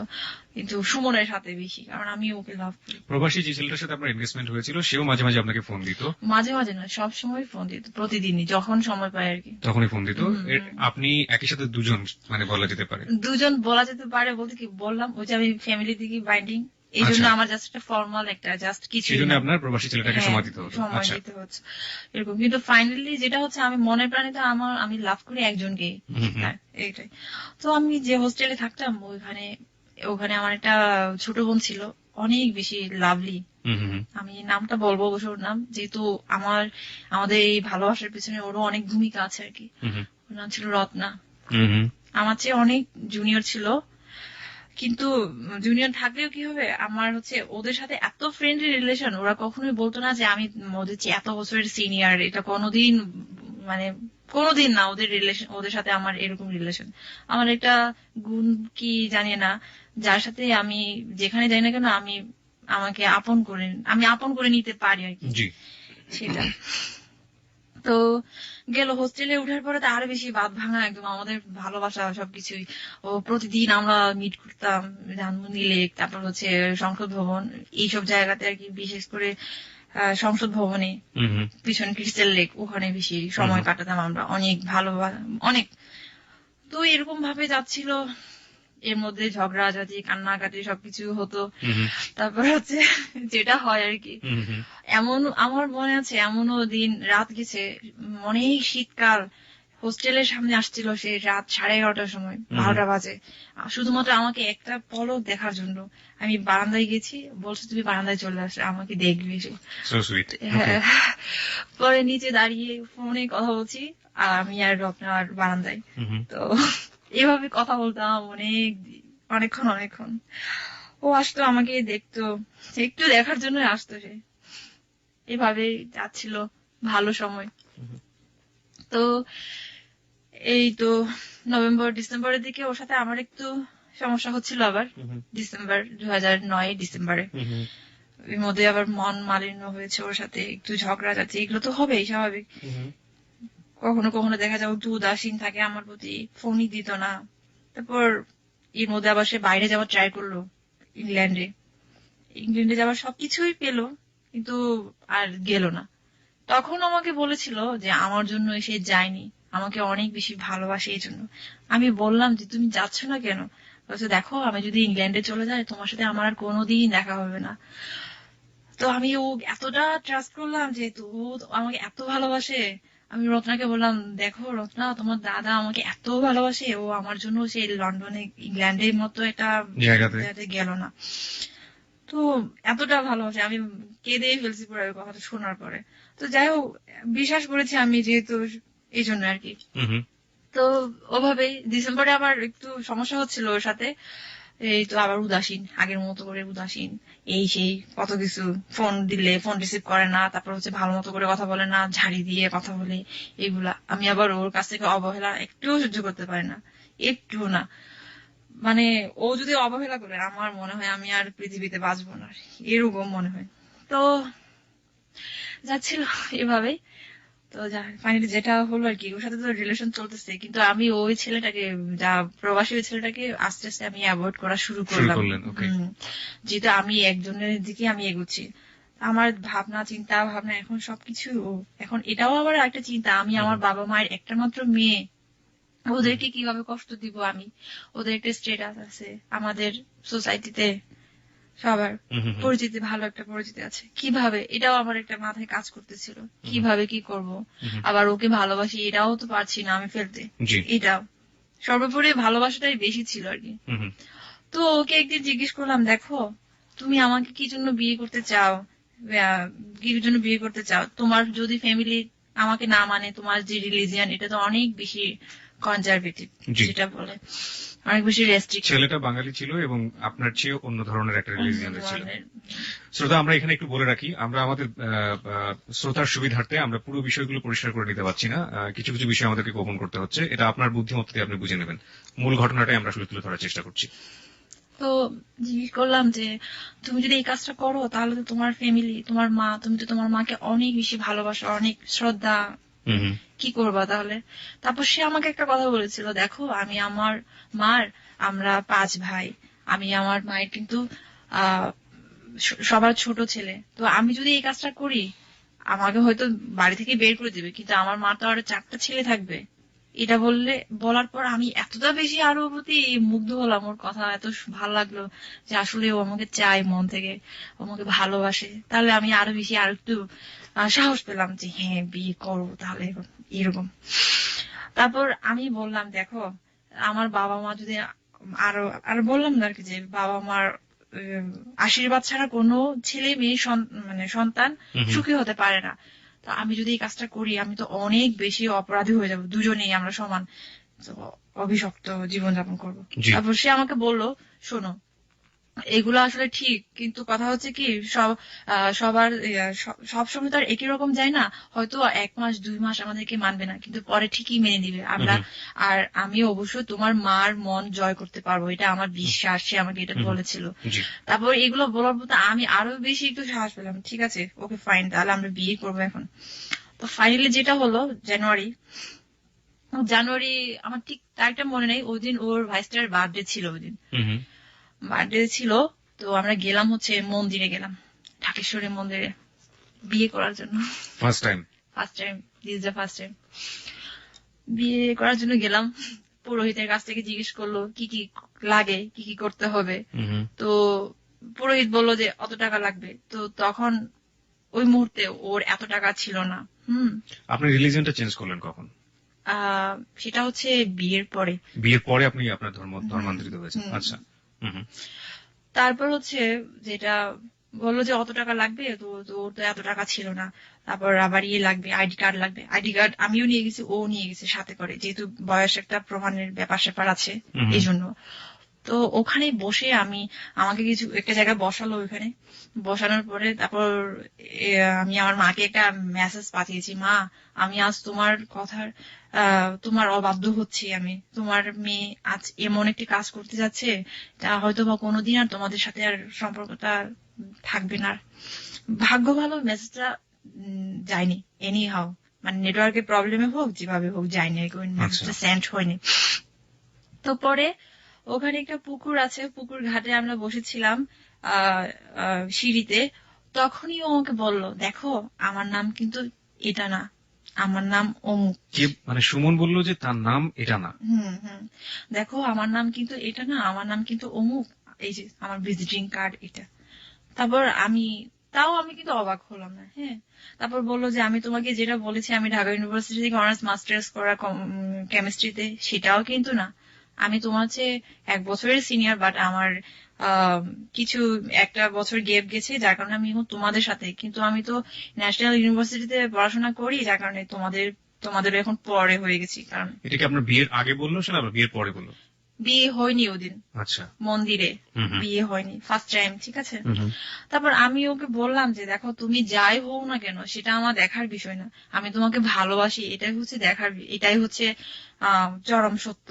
তুমি যেই হও না কেন, তুমি যাই করো না কেন, সেটা আমার দেখার বিষয় না, আমি তোমাকে ভালোবাসি এবং আমি তোমাকে বিয়ে করব। Love is truly blind. Okay, তারপর যেটা হলো, ওকে, তারপর বললো যে এত টাকা লাগবে, এখন তো আমার তো এত টাকা নেই, আমার কাছে তো মাত্র 3,000 টাকা আছে, 8,000 টাকা লাগবে বলছিল। তো আমারও তখন টাকা ছিল না অত টাকা। তো বললো যে তাহলে আমরা আরেকদিন আসবো, আরেকদিন এসে আমরা বিয়ে করবো, এরকম দরকার হলে। তারপর পুরোহিত বললো যে আপনারা একটা কাজ করতে পারেন, আপনারা এখানে না করে আপনারা কোর্টে গিয়ে বিয়ে করতে পারেন, সেটাও বললো আর কি। আচ্ছা। তারপর বের হলাম মন্দির থেকে, আমাকে আসার সময় একটু মজা করলো, তোমার জন্য একটু শাখা কিনে দিই, তাই না, শাখা। এখন শাখা কিনবা কেন, আমি বললাম বিয়ে হোক তারপর না শাখা পরবো, শাখা সিঁদুর পরবো, এইগুলো আর কি। তো আসলাম, আসার সময় আমরা আবার গাউসিয়াতে গেলাম, ওর ভাইস্টার জন্য কিছু জিনিস কিনলো, বার্থডে যেহেতু ছিল এই জন্য। তো পরে বললো যে তুমি হোস্টেলে যাও, আমি বাসা ইয়েতে যাচ্ছি। পরে আমি ওই দিন আবার ওকে ক্যামেরাটা দিয়ে দিলাম, আমার ডিজিটাল ক্যামেরা ছিল, ওটা আমি ওকে দিলাম ছবি টবি উঠাবে এই জন্য। পরে যাই হোক ওরকম ভাবে এর মধ্যে জানুয়ারি, তো ওটা কত তারিখ ছিল আমার ঠিক মনে না, ঠিক কয়েকদিন আবার 10 দিন কিংবা 8 দিন এরকম পরে 27 তারিখ ছিল ওদিন, মনে আছে আমার। 27 তারিখে ঠিক করলো যে আমরা ওদিন বিয়ে করব। এর মধ্যে আমি শুধু বলতেছি আমরা কবে বিয়ে করবো, কবে বিয়ে করবো, এরকম ভাবে বলতেছি। তারপর বলছে তুমি তো এখনো পর্যন্ত ওই ছেলেটাকে বলতে পারো না, তাহলে কিভাবে বিয়ে করবা, কিভাবে বিয়ে করবা। তো শোনো, এটা কোনো বিষয় না, আমি তোমাকে ভালোবাসি, এটা হচ্ছে কথা, আমি তোমাকে বিয়ে করবো, তোমাকে ছাড়া বাঁচবো না, এইসব কথা আমি ওকে বলছি। আসলে অনেক বেশি ছিলাম। তারপর যাই হোক পরে তো 27 তারিখ আসলো, ওই দিন শাড়ি পরেছিলাম, মনে আছে এখনো, অনেক সুন্দর করে সেজেছিলাম, ফুল দিয়েছিলাম খোপায়। তারপর এই তো ও আসলো, ও একটা ব্ল্যাক কালারের ইয়ে পড়ছিল, ব্লেজার পড়েছিল, তো রিক্সাতে করে আসলো আর কি। আপনাদের বিয়েতে আপনাদের কোনো ফ্রেন্ড বা শুধুমাত্র আপনারা দুজনই ছিলেন? হ্যাঁ, আমরা শুধু দুজনই ছিলাম। কোথায় বিয়ে করলেন বলছি। তারপর আমি গেলাম, আমি শাড়ি তো পরলাম, তো আমাকে ভালোই লাগছিল ওই দিন।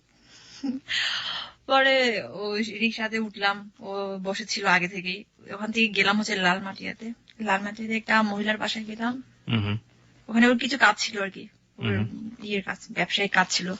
পরে ওখান থেকে গেলাম সিএনজি ভাড়া করে হচ্ছে ইয়েতে সদরঘাট গেলাম, সিএমএম কোর্ট, যেটাকে বলে হচ্ছে জজ কোর্ট মনে হয়। তো গেলাম, ওর আগে থেকে সবকিছু রেডি ছিল, যেহেতু যে উকিলটার মাধ্যমে বিয়ে হয়েছে সেই উকিলটা ওর ফ্রেন্ড ছিল, বাট আমি নামটা বলতে চাচ্ছি না। সমস্যা নেই। আগে থেকে ওর কথা মনে হয় রেডি ছিল সবকিছু, যেহেতু বিয়ে করবো আগে থেকে তো স্বাভাবিক একটা রেডি থাকতে হবে। তো গেলাম, যাওয়ার পরে যেটা হলো আর কি, কিছুক্ষণ বসলাম, বসা না অনেকক্ষণ দাঁড়িয়ে থাকতে হয়েছে, উকিলটা একটু ব্যস্ত ছিল তো এই জন্য। যাই হোক পরে গেলাম ওনার চেম্বারে, চেম্বারে যাওয়ার পরে পরে পেপার দিল, কত টাকার, 150 টাকার স্ট্যাম্প ছিল। 150 টাকার স্ট্যাম্প, ঠিক আছে।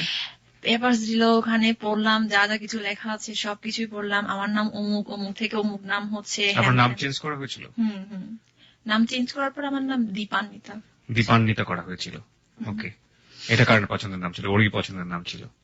ওরও পছন্দ, আমারও পছন্দ, দুজনেরই। ওকে, মানে দীপান্বিতা, দ্বীপের অন্তর। ওকে, তারপরে সামনের দিকে যাই। দীপান্বিতা। তো যাই হোক, বললাম ওটা যে আমাকে ধর্মান্তরিত হতে হবে। তো ওকে ফাইন, হব, ভালোবাসার জন্য আমি সবই করতে পারবো। হলাম, আমার ছিল না, যেহেতু ওদের রিলিজনের সাথে আমাদের রিলিজনটা অনেকটা কাছাকাছি, যার কারণে এতটা বেশি হয় নাই। সেটা আমার কাছে আসলে প্রত্যেকটা ধর্মের প্রতি আমার অবশ্য শ্রদ্ধা আছে, সেটা মুসলিম হোক, সেটা হচ্ছে খ্রিস্টান হোক, এটা কোনো ইয়ে না। যাই হোক, আমার কাছে সবচেয়ে ইয়ে ছিল হচ্ছে ভালোবাসা, মানে আমি ওকে ভালোবাসি, ও যে ধর্মের হোক না কেন, ব্যাস এটাই হচ্ছে কথা। তো যেটা হোক, তারপর আমার আইডি কার্ড দিতে হলো, ছবি দিতে হলো, সবকিছু ওখানে ইয়ে করা হলো, সিগনেচার করলাম, ও করলো।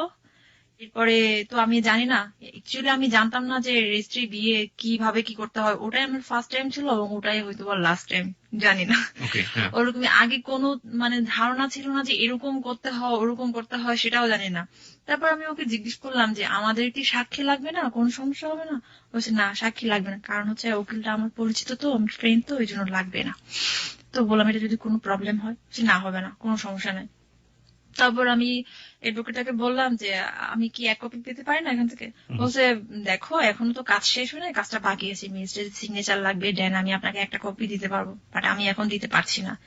তো আমি ঠিক আছে, ওকে ফাইন, যেহেতু ও আছে, আমি আর এটা নিয়ে আমি আর কোনো টেন্স করি নাই আর কি। হ্যাঁ, ওরা ওখান থেকে বের হয়ে আমরা একটা হোটেলে গেলাম, রেস্টুরেন্টে গেলাম, অনেক খেলাম, কিছু বিয়ে করেছি যেহেতু খেলাম। আপনি কি কপিটা পরবর্তীতে পেয়েছেন এখন পর্যন্ত? না, আপনি এখন still you don't have any copy. Okay, খাওয়া দাওয়ার পরে কি হলো? পরে ওখান থেকে উনি চলে গেল ওনার চেম্বারে, আমরা বের হলাম, বের হয়ে বাসে উঠলাম। বাসে উঠে আমি এতটা ক্লান্ত লাগছিল আমার, সারাদিন একটা ইয়ে গেছে, মেন্টাল টেনশন, যদিও কোনো ফিজিক্যালি কোনো টেনশন হয়নি, ইরিটেশন হয়নি, তো মেন্টালি টেনশন যেটা আর কি বেশি। তো আমাকে বলতেছে আজকে অনেক বেশি ভালো লাগছে, অনেক বেশি, এত অনেক বড় একটা কাজ আজকে শেষ করলাম, তোমাকে আমি সারা জীবনের জন্য পেলাম, আর কোনোদিন হারাতে হবে না। আমার এত ভালো লাগছিল, আমি বাসে যে আছি এটা আমার খেয়ালই ছিল না, আমি ওর বুকে মাথা রেখে আমি ঘুমিয়ে ঘুমিয়ে আসছি সারাটা। সদরঘাট থেকে একদম ফার্ম গেট পর্যন্ত ওভাবে আসছিলাম, আমি জানি না কখন ফার্ম গেট পৌঁছাইছি। পরে আমাকে জাগাইতেছে, ও বলতেছে ও আচ্ছা সরি, এর মধ্যে আমার আবার বাড়ি থেকে ফোন আসছে, আমার মা ফোন দিছে, বলছে এই তুই কোথায় আসছিস রে, হোস্টেলের না তুই? বলছে না মা, আমি তো বাইরে, আমি একটু বাণিজ্য মেলা আসছি, তখন বাণিজ্য মেলা চলতেছিল। বাণিজ্য মেলা তুই কার সাথে আসছিস তুই? ও আবার কথা বলতেছিল, তো ওর কথা শুনছে আমার মা, পাশেও কথা বলতেছিল, তোর সাথে কে, কোন ছেলে আছে? আমি বলছি না, কোনো ছেলে না, বাসে তো অনেক ছেলে থাকে, ওই ওখানকে তুমি শুনছো মনে হয়। কিন্তু মা তো ঠিকই বলছে, না তুই নিশ্চিত কোন ছেলের সাথে তুই ঘুরতে আসস, তুই দে, তুই হেরে দে, এভাবে বলতেছে আমাদের ভাষায়। পরে বললাম যে না মা, তুমি বিশ্বাস করো, আমি কারোর সাথে না, আমার পাশে আরো অনেকজন লোকজন আছে, ওদের কথা তুমি শুনছো, এটা ওভাবে ফোনটা মানে কেটে দিলাম। তো পরে তো ফার্ম গেট আসার পর This track was downloaded from FusionBD.com. বলতেছে তুমি যাও, বা তুমি হোস্টেলে যাও, আর টেনশন করো না এটা নিয়ে, আমি একটু কাজ আছে, আমি কাজে যাই, এভাবে। তখন বাজে হচ্ছে 5টা, এরকম বাজে আর কি আসার সময়। পরে আমি হোস্টেলে গেলাম, হোস্টেলে গিয়ে রিল্যাক্সে, কিন্তু ওদিন আমার এত হাসি পাচ্ছিল, এত হাসি পাচ্ছিল, খুব ভালো লাগছিল। এই কথাটা তো কেউ জানে না, আমি যে বিয়ে করতে যাচ্ছি এটা কেউ জানে না, কেউ জানে না। ওই যে রত্না আছে, তাকেও পর্যন্ত বলিনি আমি, ওর সাথে এত ভালো রিলেশন, কারণ সিক্রেট থাকতেই হবে, যেটা আমাদেরই সুবিধার্থে, এই জন্য আর কি। তো পরে ও আবার ওই দিন আবার আসলো, আসার পরে আমরা রত্না, আমি আর ও ইয়েতে গেলাম, ধানমন্ডি লেকে গেলাম, ওখানে 3 জনে বসছিলাম। বসে এখন রত্নাকে ওই দিন বলছি যে দেখো আমরা আজকে এই কাজটা করেছি। তারপর ও বলতেছে দিদি তুমি এই কাজটা করছো, ভালো হয়েছে। সেও তো আমার মতো পাগলাটি টাইপের, তো এর জন্য সে একটু সাপোর্ট করেছে আর কি। খুবই ভালো হয়েছে, খুবই ভালো হয়েছে, এইভাবে আর কতদিন থাকা যায়, এইভাবে আর কতদিন থাকা যায়, কোনো দরকার নেই। যাকে ভালোবাসা যায় না তাকে আবার কি বিয়ে করবো, সে যতই বিদেশ থাকুক না কেন, এরকম। তো এরকম ভাবে আমারও আরেকটু সাহস হলো। তো 3 জনে বসলাম, বসে অনেকক্ষণ গল্প করলাম, বসে তারপর ও চলে গেল, আমি আর রত্না হোস্টেলে গেলাম। ওরকম ভাবেই চলছিল, ভালোই যাচ্ছিল। কিন্তু এর মধ্যে জানাজানি হয়ে গেল যে আমার নাকি বিয়ে হয়েছে। কোথায় জানাজানি হলো? বাড়িতে। ওকে, মানে খাগড়াছড়িতে? হ্যাঁ, ওকে, এই হোক তারপর। যে আমি নাকি বিয়ে করেছি অমুক একটা ছেলেকে, হ্যান ত্যান। আমার মা তো আমাকে ফোন দিয়ে সাথে সাথে বললো, এই তোরে তো মানুষ দেখছে, তুই শাড়ি পরছস, তুই শাড়ি পরে তুই রিক্সাতে উঠছস, তোরে তো সবাই দেখছে ওরকম ভাবে। হুম, আমি বলছি না, এটা মিথ্যা কথা, তোমার কে বলতেছে এগুলো, কোনো দিন না। তুমি জানো না আমার কত ফ্রেন্ড, ইউনিভার্সিটি লাইফে কত ফ্রেন্ড ছিল, আমি তাদের সাথে মিশি, ব্যাস, এটাই হচ্ছে কথা। তারপর বলছে তুই ওর সাথে এত ভালো করে কথা বলিস না কেন, মানে ওই বাইরের ছেলেটার সাথে, আচ্ছা আচ্ছা। ওর সাথে তুই ইয়ে করে কথা বলিস কেন, এভাবে বলতেছে। তারপর আমি বললাম যে না, ও কই কথা বলি তো, কেন কথা বলবো না, হ্যান ত্যান, এগুলো এগুলো বলে বলে আমি কোন রকমে পারি উঠতাম আর কি, ঠিক আছে। তো ওকে বললাম এখন কি করবো তাহলে একটু বলো তো, এখন তো বলতে হবে এখন। তখনও কিন্তু আমি ওই ছেলেটাকে না করি নাই আর কি, হ্যাঁ। তখন না করার আগে কিন্তু আমরা বিয়ে করেছি। বিয়ে করে ফেলেছেন, হ্যাঁ। এর মধ্যে ওর সাথে আমার আবার ঝগড়া হইতো, অনেক ঝগড়া হইতো। একদিন সে আমাকে বললো, দেখো তুমি যদি না বলো, তোমার এই যে বিয়ের সব কাগজ কিন্তু তোমার মায়ের নামে কুরিয়ার করে পাঠাবো, তখন তোমার খবর হয়ে যাবে। এটা লিজন আপনাকে বললো, যাকে আপনি বিয়ে করেছেন? হ্যাঁ, বললো সে। আচ্ছা। তারপর এই তো আমি বলছি, না তুমি এগুলো বলতেছো কেন, আমি তোমাকে বিয়ে করেছি, তোমার কাছে থাকবো, তুমি এগুলা নিয়ে এত ইয়ে করো, আমাকে একটু সময় দাও, সময়ের তো ব্যাপার আছে না। ওরা হুট করে এখন যদি মেন্টালি একটা ইয়ে হয়ে যায়, তখন কি করবো আমি, দেখা গেলো আমার যদি নিয়ে যাই, তখন তুমি কি করবা। বলছে না, তোমার কোনোদিনও নিতে পারবে না, কোনোদিনও না, তুমি আমারই থাকবা, এভাবে বলতেছে। ওরকম ভাবে আবার মাঝে মাঝে ঝগড়া হতো, কান্নাকাটি হতো, এই হেন টেন এগুলা। পরে ফাইনালি যেটা হলো, আমার মা আর আমাকে হোস্টেলে রাখবে না, এখন বলতেছে তোর ড্রাইভিং ও শেখা শেষ, কম্পিউটারের শেখা শেষ, সবকিছু শেষ, তুই এখন বাড়িতে আয়, তোর বাড়িতে দেবো। আমি বলছি না, আমি এখানে ক্যারিয়ার করবো। আমি বলছি ঢাকায়, আমি আমার সব ফ্রেন্ডরা ঢাকায় আসছে, আর আমি এখন ঢাকা থেকে আমি ওখানে যাবো, এটা কিভাবে সম্ভব, আমি ঢাকায় আমি এখানে চাকরি করবো, যতদিন আমি বাইরে না যাই, এখানে আমি থাকবো, এরকম বলছি আর কি। যে বলে বলে ওভাবে কতদিন ছিলাম। পরে এর মধ্যে আবার আমাকে ভার্সিটিতে যেতে হলো, ইয়ের জন্য, সার্টিফিকেটের জন্য আর কি, সার্টিফিকেট আনতে হবে, মাস্টার্স এর সার্টিফিকেট। বাড়ি থেকে আমার মনে আছে, বাড়িতে আমি 2 দিন ছিলাম, মাত্র 2 দিন থাকার পর আমার আর ভালো লাগতেছে না, আমি বলছি আমি ভার্সিটি যাবো, আমার হল যেতে হবে। তারপর যতদিন লাগে আর কি, মোস্ট প্রবাবলি 10 দিন এরকম লাগছিল আমাদের ভার্সিটি থেকে। ওখানে একটু ব্যাপার স্যাপার আছে, অফিসিয়াল ব্যাপার স্যাপার আছে সার্টিফিকেট উঠানোর জন্য। তো পরে ওখানে গেলাম, ওখানেও অনেকেই আমার পরিবর্তনটুকু বুঝতে পেরেছে আর কি, যে আমি মনে একটা কিছু একটা করেছি। আমার তখন মানে কিছু একটা করেছি, আমার মানে সবসময় আমি একটু টেনশনে থাকতাম সব সময়, কিন্তু এর মধ্যে আমি শুধু একজনকে বলেছি, সেটা হচ্ছে আমার বান্ধবী সুমি। ওকে বলেছি যে আমি এই কাজটা করেছি, আর কেউ জানে না, আর কেউ জানে না। তো এর মধ্যে তো আবার ঢাকায় আসলাম, ঢাকায় ট্রেনে করে আসছিলাম। আমার আরেকটা বান্ধবী ছিল সুরভি, ওর আমি। তারপর আমার হাজবেন্ড আমাকে রিসিভ করেছিল ইয়ে থেকে, এয়ারপোর্ট। পরে এই তো এভাবেই চলতেছিল ভালোই, ফেব্রুয়ারি মাসটা খুব ভালো চলছিল। পহেলা ফাল্গুনে আমরা ঢাকা ভার্সিটি বিভিন্ন জায়গায় বিভিন্ন প্রোগ্রামে গিয়েছিলাম। ওকে, আপনি ফিরে আসলেন, এই ফিরে আসার গল্পটা আমরা শুনবো, তবে তার আগে আমাদের ছোট্ট একটা সংবাদের বিরতি আছে, সংবাদের পরে আমরা ফিরে আসছি। আর এই ফাঁকে শ্রোতা আপনাকে বলে দিই, আপনি শুনছেন হ্যালো 8920, যেখানে আজকে একজন দর্শক রয়েছেন রিনি। রিনি তার জীবনের গল্প বলছেন। আমরা এই জীবনের গল্প থেকে কি শিখবো না শিখবো সেটা একেবারেই আপনার ব্যক্তিগত ব্যাপার। আপনিও এখানে যোগ দিতে পারেন, আপনিও হ্যালো 8920 তে আসতে পারেন। আমাদের সার্বক্ষণিক একটি নাম্বার খোলা আছে আপনার জন্য, আপনি ফোন করে বলুন আপনি কি বলতে চান। 91156668, আবারও বলছি 91156668, এটা হচ্ছে আমাদের ফোন নাম্বার। এখানে ফোন করে আপনি আপনার নাম এবং সেল নাম্বারটি বলে আপনি বলতে পারেন যে কোনো কথা, যে কোনো ভালোবাসাহীন, মন্দ, ভালো, যে কোনো ধরনের অনুভূতির কথা আপনি বলতে পারেন। এমন হতে পারে সামনের দিন হটসিটটাতে আপনিই থাকবেন। চলুন, সংবাদ শেষে আপনি ঢাকাতে আসলেন, আবারও ঢাকাতে আসলেন এবং এই পর্যায়ে ছিলাম, যেখান থেকে ছিলাম আপনি সেখান থেকে শুরু করুন। আচ্ছা, এরপরে আমার ফ্যামিলি জানলো যে আমি এরকম করেছি। তো আমি তো যতটা সম্ভব আমি জানলোটা কিভাবে, মানে আপনি যে যাকে লাভ করেন তাকে যে বিয়ে করেছেন এবং সেটা যে আপনার পরিবারে জানলো, সেটা তো গেস করেছিল প্রথমে, কিন্তু একবার ফাইনালি জানলো কিভাবে?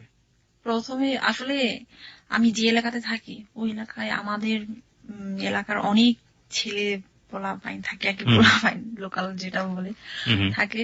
ওরা হয়তো আমাদেরকে দেখছে, আসলে আমরা অনেক বেশি মেলামেশা করা শুরু করেছে কি, যে এখানে যেতাম ওখানে যেতাম, ওকে আমি নিয়ে যেতাম এই সেই।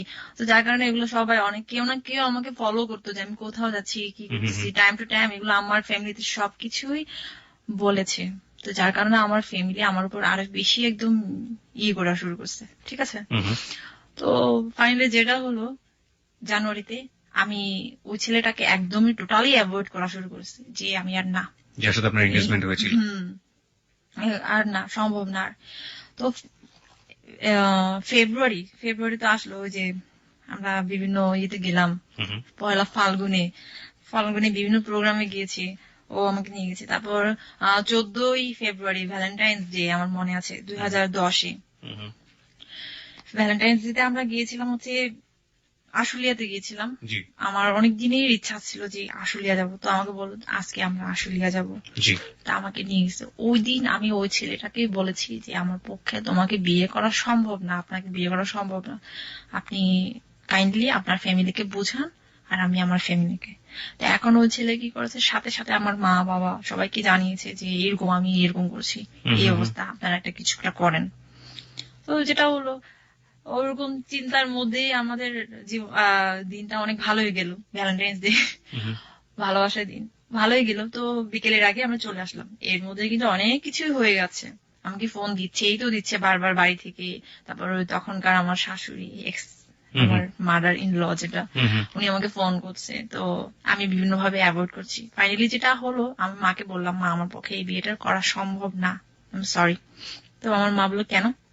বলছে আসলে সম্ভব না, কারণ আমি আর চাচ্ছি না তোমাদেরকে রেখে আমি বাইরে যাব, বিদেশ যাব, এটা আমার পক্ষে তখন আপনি বলেননি যে আপনি যাকে লাভ করেন তাকে বিয়ে করেছেন? না, কোনোদিনও বলতে পারিনি, কারণ হচ্ছে তো এটা তো আগেই বলেছি কি সমস্যা, এটা আপনাদের গোত্র থেকে কোনোভাবে এটা মেনে নেবে না, মেনে নিবে না।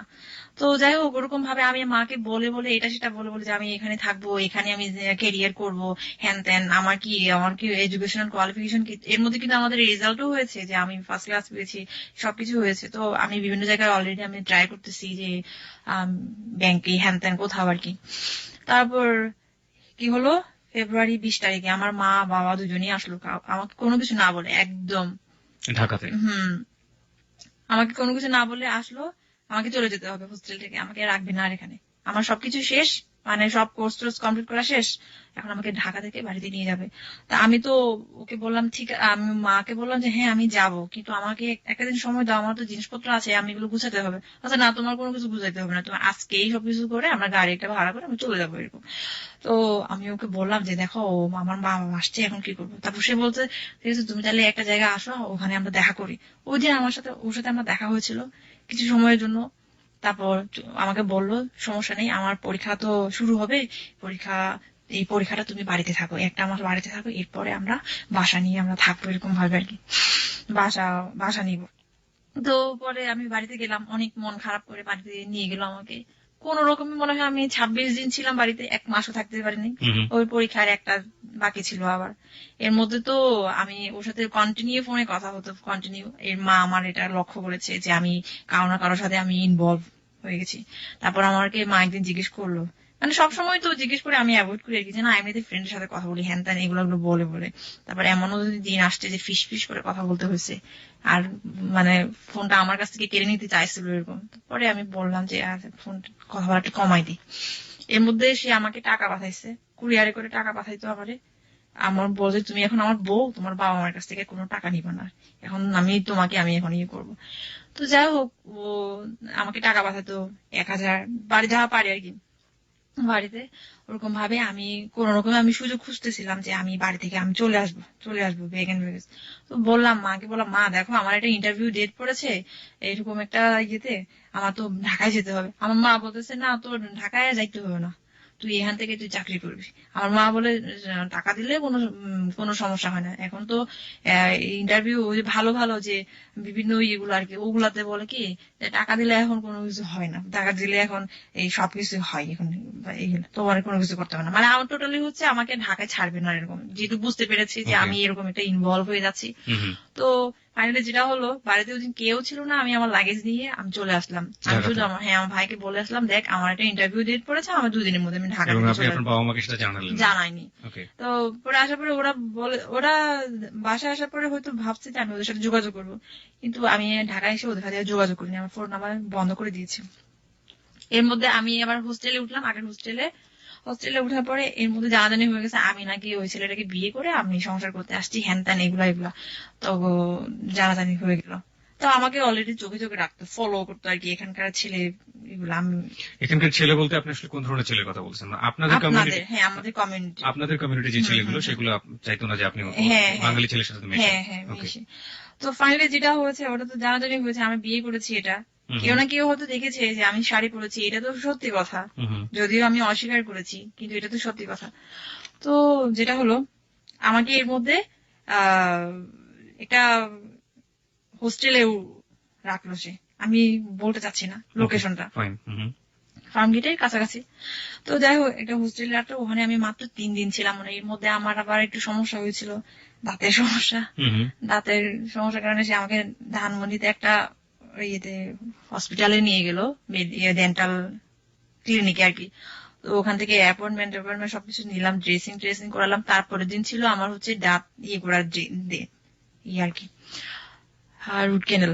পরে 2 তারিখ, ওটা ছিল এপ্রিলের 2 তারিখে। কিন্তু এর আগে আমাকে বাড়ি থেকে জানানো হলো যে তোমার মা অসুস্থ, ব্রেন স্ট্রোক করেছে, ঢাকা থেকে, মানে ঢাকায় করেছে, রেফারেন্স করেছে যে কোনো একটা হসপিটালে। তো আমি এটা শোনার পর তো আমি অনেক বেশি টেন্স হয়ে গেলাম, হায় হায় কি হলো, আমার জন্য তো এগুলো হচ্ছে, আমার টেনশনের কারণে। তো আমি ওকে বললাম, দেখো আমার মা নাকি এরকম হয়েছে, আমার খুব দেখতে ইচ্ছে করতেছে। তো ও বললো, শোনো এটা নাটক হতে পারে, নাটক, আমি আগে গিয়ে দেখি, তারপর তুমি যাও, এমনও হতে পারে তোমাকে ধরার জন্য, কারণ তুমি যে করে আসো কি জন্য। তারপর আমি বললাম যে না এটা হতে পারে না, এটা যদি আমি তো সত্যি, যদি আমি তো করে আসি। তারপর বাবার সাথে সারা রাত কথা বলছি, বাবা আমাকে বিভিন্ন ভাবে কনভিন্স করলো তোর মাকে দেখতে যাইস, আমি তো আসতে পারলাম না, হ্যান ত্যান কত কিছু বলে বলে। পরে ওই দিন সকালটা কোন রকমে পার করলাম, দুপুর আর পার করতে পারলাম না। এদিকে আমার ভাই ফোন দিচ্ছে তো দিচ্ছে, তুই আয় এক্ষুনি আয়, তুই আয় এক্ষুনি আয়। ওটা আমার কাজিন ছিল, বড় ভাই। তো ও বলতেছে আমি একটা কাজের মধ্যে ব্যস্ত আছি, মানে আমার হাজবেন্ড বলতেছে আমি একটা কাজের মধ্যে ব্যস্ত আছি, তুমি একটু ওয়েট করো বিকেলটা পর্যন্ত, আমি দেখে আসি, তারপর আমরা দুজনে একসাথে যাবো যদি সেরকম কোনো কিছু হয়। আর রোজ তোমার এখন যাওয়ার প্রয়োজন নেই, কারণ তুমি অনিরাপদ, এরকম। তো আমি আর ওর কথা শুনি নাই, অবাধ্য হয়ে আমি গেছি আমার দাদার সাথে মোটরসাইকেলে করে। উনি আমাকে কি করলো, উনি ওই হসপিটাল সব ঘুরে নিয়ে এসে আমার কাজিনের বাসায় নিয়ে গেল। দেখলাম যে ওখানে আমার মা আছে, কাকা আছে, সবাই পিসিমা টিসিমা সবাই আছে ওখানে। এই অবস্থা। তখনই আমার মার সাথে সাথে আমার মোবাইলটা ক্রোক করলো। আমি তো তখন, আপনার মা ব্রেন স্ট্রোক করেন না, এটা জাস্ট একটা নাটক ছিল আমাকে ধরার জন্য, যেহেতু আমি লোকেশনটা দিচ্ছি না এই জন্য। পরে আমি বুঝলাম যে ও আচ্ছা আমার মোবাইল ক্রোক করা আছে, তার মানে এখানে সামথিং প্রবলেম, তার মানে আমাকে আজকে নিয়েই যাবে যেভাবে হোক। তো আমি কি করলাম, আমিও তো আমার মায়ের মেয়ে, আমি কি করলাম, ওর মোবাইল থেকে ও বাথরুমে মনে হয় কোথাও গিয়েছিল, ওখান থেকে মোবাইলটা নিয়ে আমি কোন রকমে ওকে এসএমএস করলাম, এনি হাউ তুমি এক্ষুনি আমার হোস্টেলের সামনে আসো, আমাকে নিয়ে যাও, আজকে আমাকে বাড়িতে নিয়ে যাবে, তুমি যেভাবে পারো আসো। ওটা মেসেজ করলাম, আমি ডেঞ্জার। তো এখন আমি চিন্তা করতেছি কিভাবে যাবো এখান থেকে। তো আমাকে বলতেছে তোর জিনিসপত্র নিয়ে আসতে হবে, যা তুই হোস্টেলে তুই যা, আমিও তোর সাথে যাবো, আমরাও তোর সাথে যাবো, তুই জানিয়ে। এখন আমি বলছি সেই সময়টা যদি, মানে আমি জানি না সামনের দিকে স্টোরিটা কি, সেই সময়টা যদি আপনাকে নিয়ে যাওয়া হতো, মানে কি ধরনের ফিউচার, কি ধরনের ভবিষ্যৎ আপনার জন্য অপেক্ষা করতো আপনার কমিউনিটিতে? আমি বলছি এটা তো বলার অপেক্ষা রাখে না। যাই হোক, সেটা হচ্ছে পরে গেলাম কোন রকম একটা দোকান, ফোন ফিক্সের দোকান থেকে আমার কাছে যে টাকা ছিল সব টাকাগুলো বা ক্যাপচার করেছে, নিয়েছে। পরে 5-10 টাকা এরকম ছিল মনে হয়। 1 মিনিট তোমাকে ফোন দিছে একটা ফোন ফিক্সের দোকান থেকে, তুমি যেভাবে পারো গাড়ি নিয়ে তুমি আসো আমার হোস্টেলের সামনে, যেভাবে পারো। তো হোস্টেলে গেলাম আমি, এই রুম থেকে ওই রুম থেকে করতে করতে টাইম পাস করতেছিলাম, মানে ওই টাইমের মধ্যে সে যেন চলে আসতে পারে। তো এর মধ্যে আমার একটা বান্ধবী ছিল, মানে বান্ধবী না, হোস্টেলের আর কি পরিচিত। ওকে বললাম যে তোমার ফোনটা থেকে একটু আমি তোমার ভাইয়াকে একটু ফোন করি। তারপর সে বললো যে আমি তো হোস্টেলের সামনে ওই যে গেটে আসছি এটা নিয়ে। এখন আমি কিভাবে যাব? আমার উপরে আছে হচ্ছে আমার মা আর পিসিমা, আর নিচে আছে হচ্ছে আমার দাদা, আমি কিভাবে যাব? পরে আমার মা আর পিসিমাকে একটা রুমে বন্দি করে আমি অন্য দরজা দিয়ে বের হয়ে আমি চলে গেছি। চলে যাওয়ার পরে নিচে দাদা বলছে এই তুই কই যাস, এই তুই সামনে যাইতেছি, তুই আয় পিছন পিছন, তুই বাইকে উঠ। আমি বলছি না আমি উঠতে পারবো না, আমি হাইটা যেতে পারবো, কোনো সমস্যা নেই। পরে তো ও সামনে আছে, মানে 10 হাত দূরে আছে আর কি, কিন্তু আমার মনে হচ্ছে কত দূর আছে, আমার মনে হচ্ছে এখনই আমি ওর কাছে পৌঁছে যাই, এরকম মনে হচ্ছিল। ও আমার দিকে তাকিয়ে আছে, আমার মনে আছে এখনো সে একটা টিয়া কালারের শার্ট পরেছিল।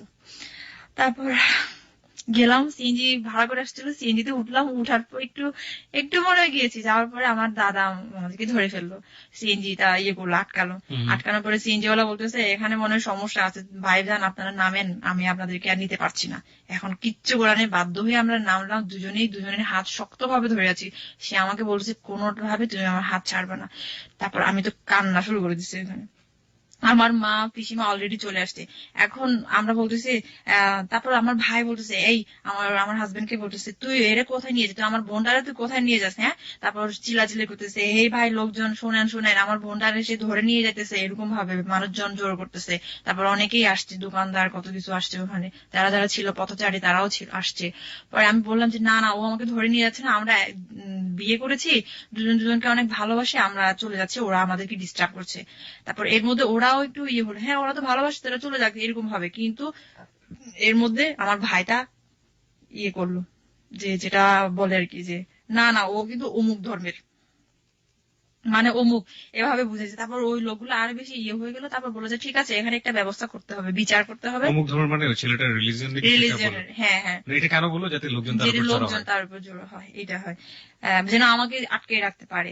ঠিক আছে, তো আমি বললাম যে এটা বলার পর লোকজন কি করলো?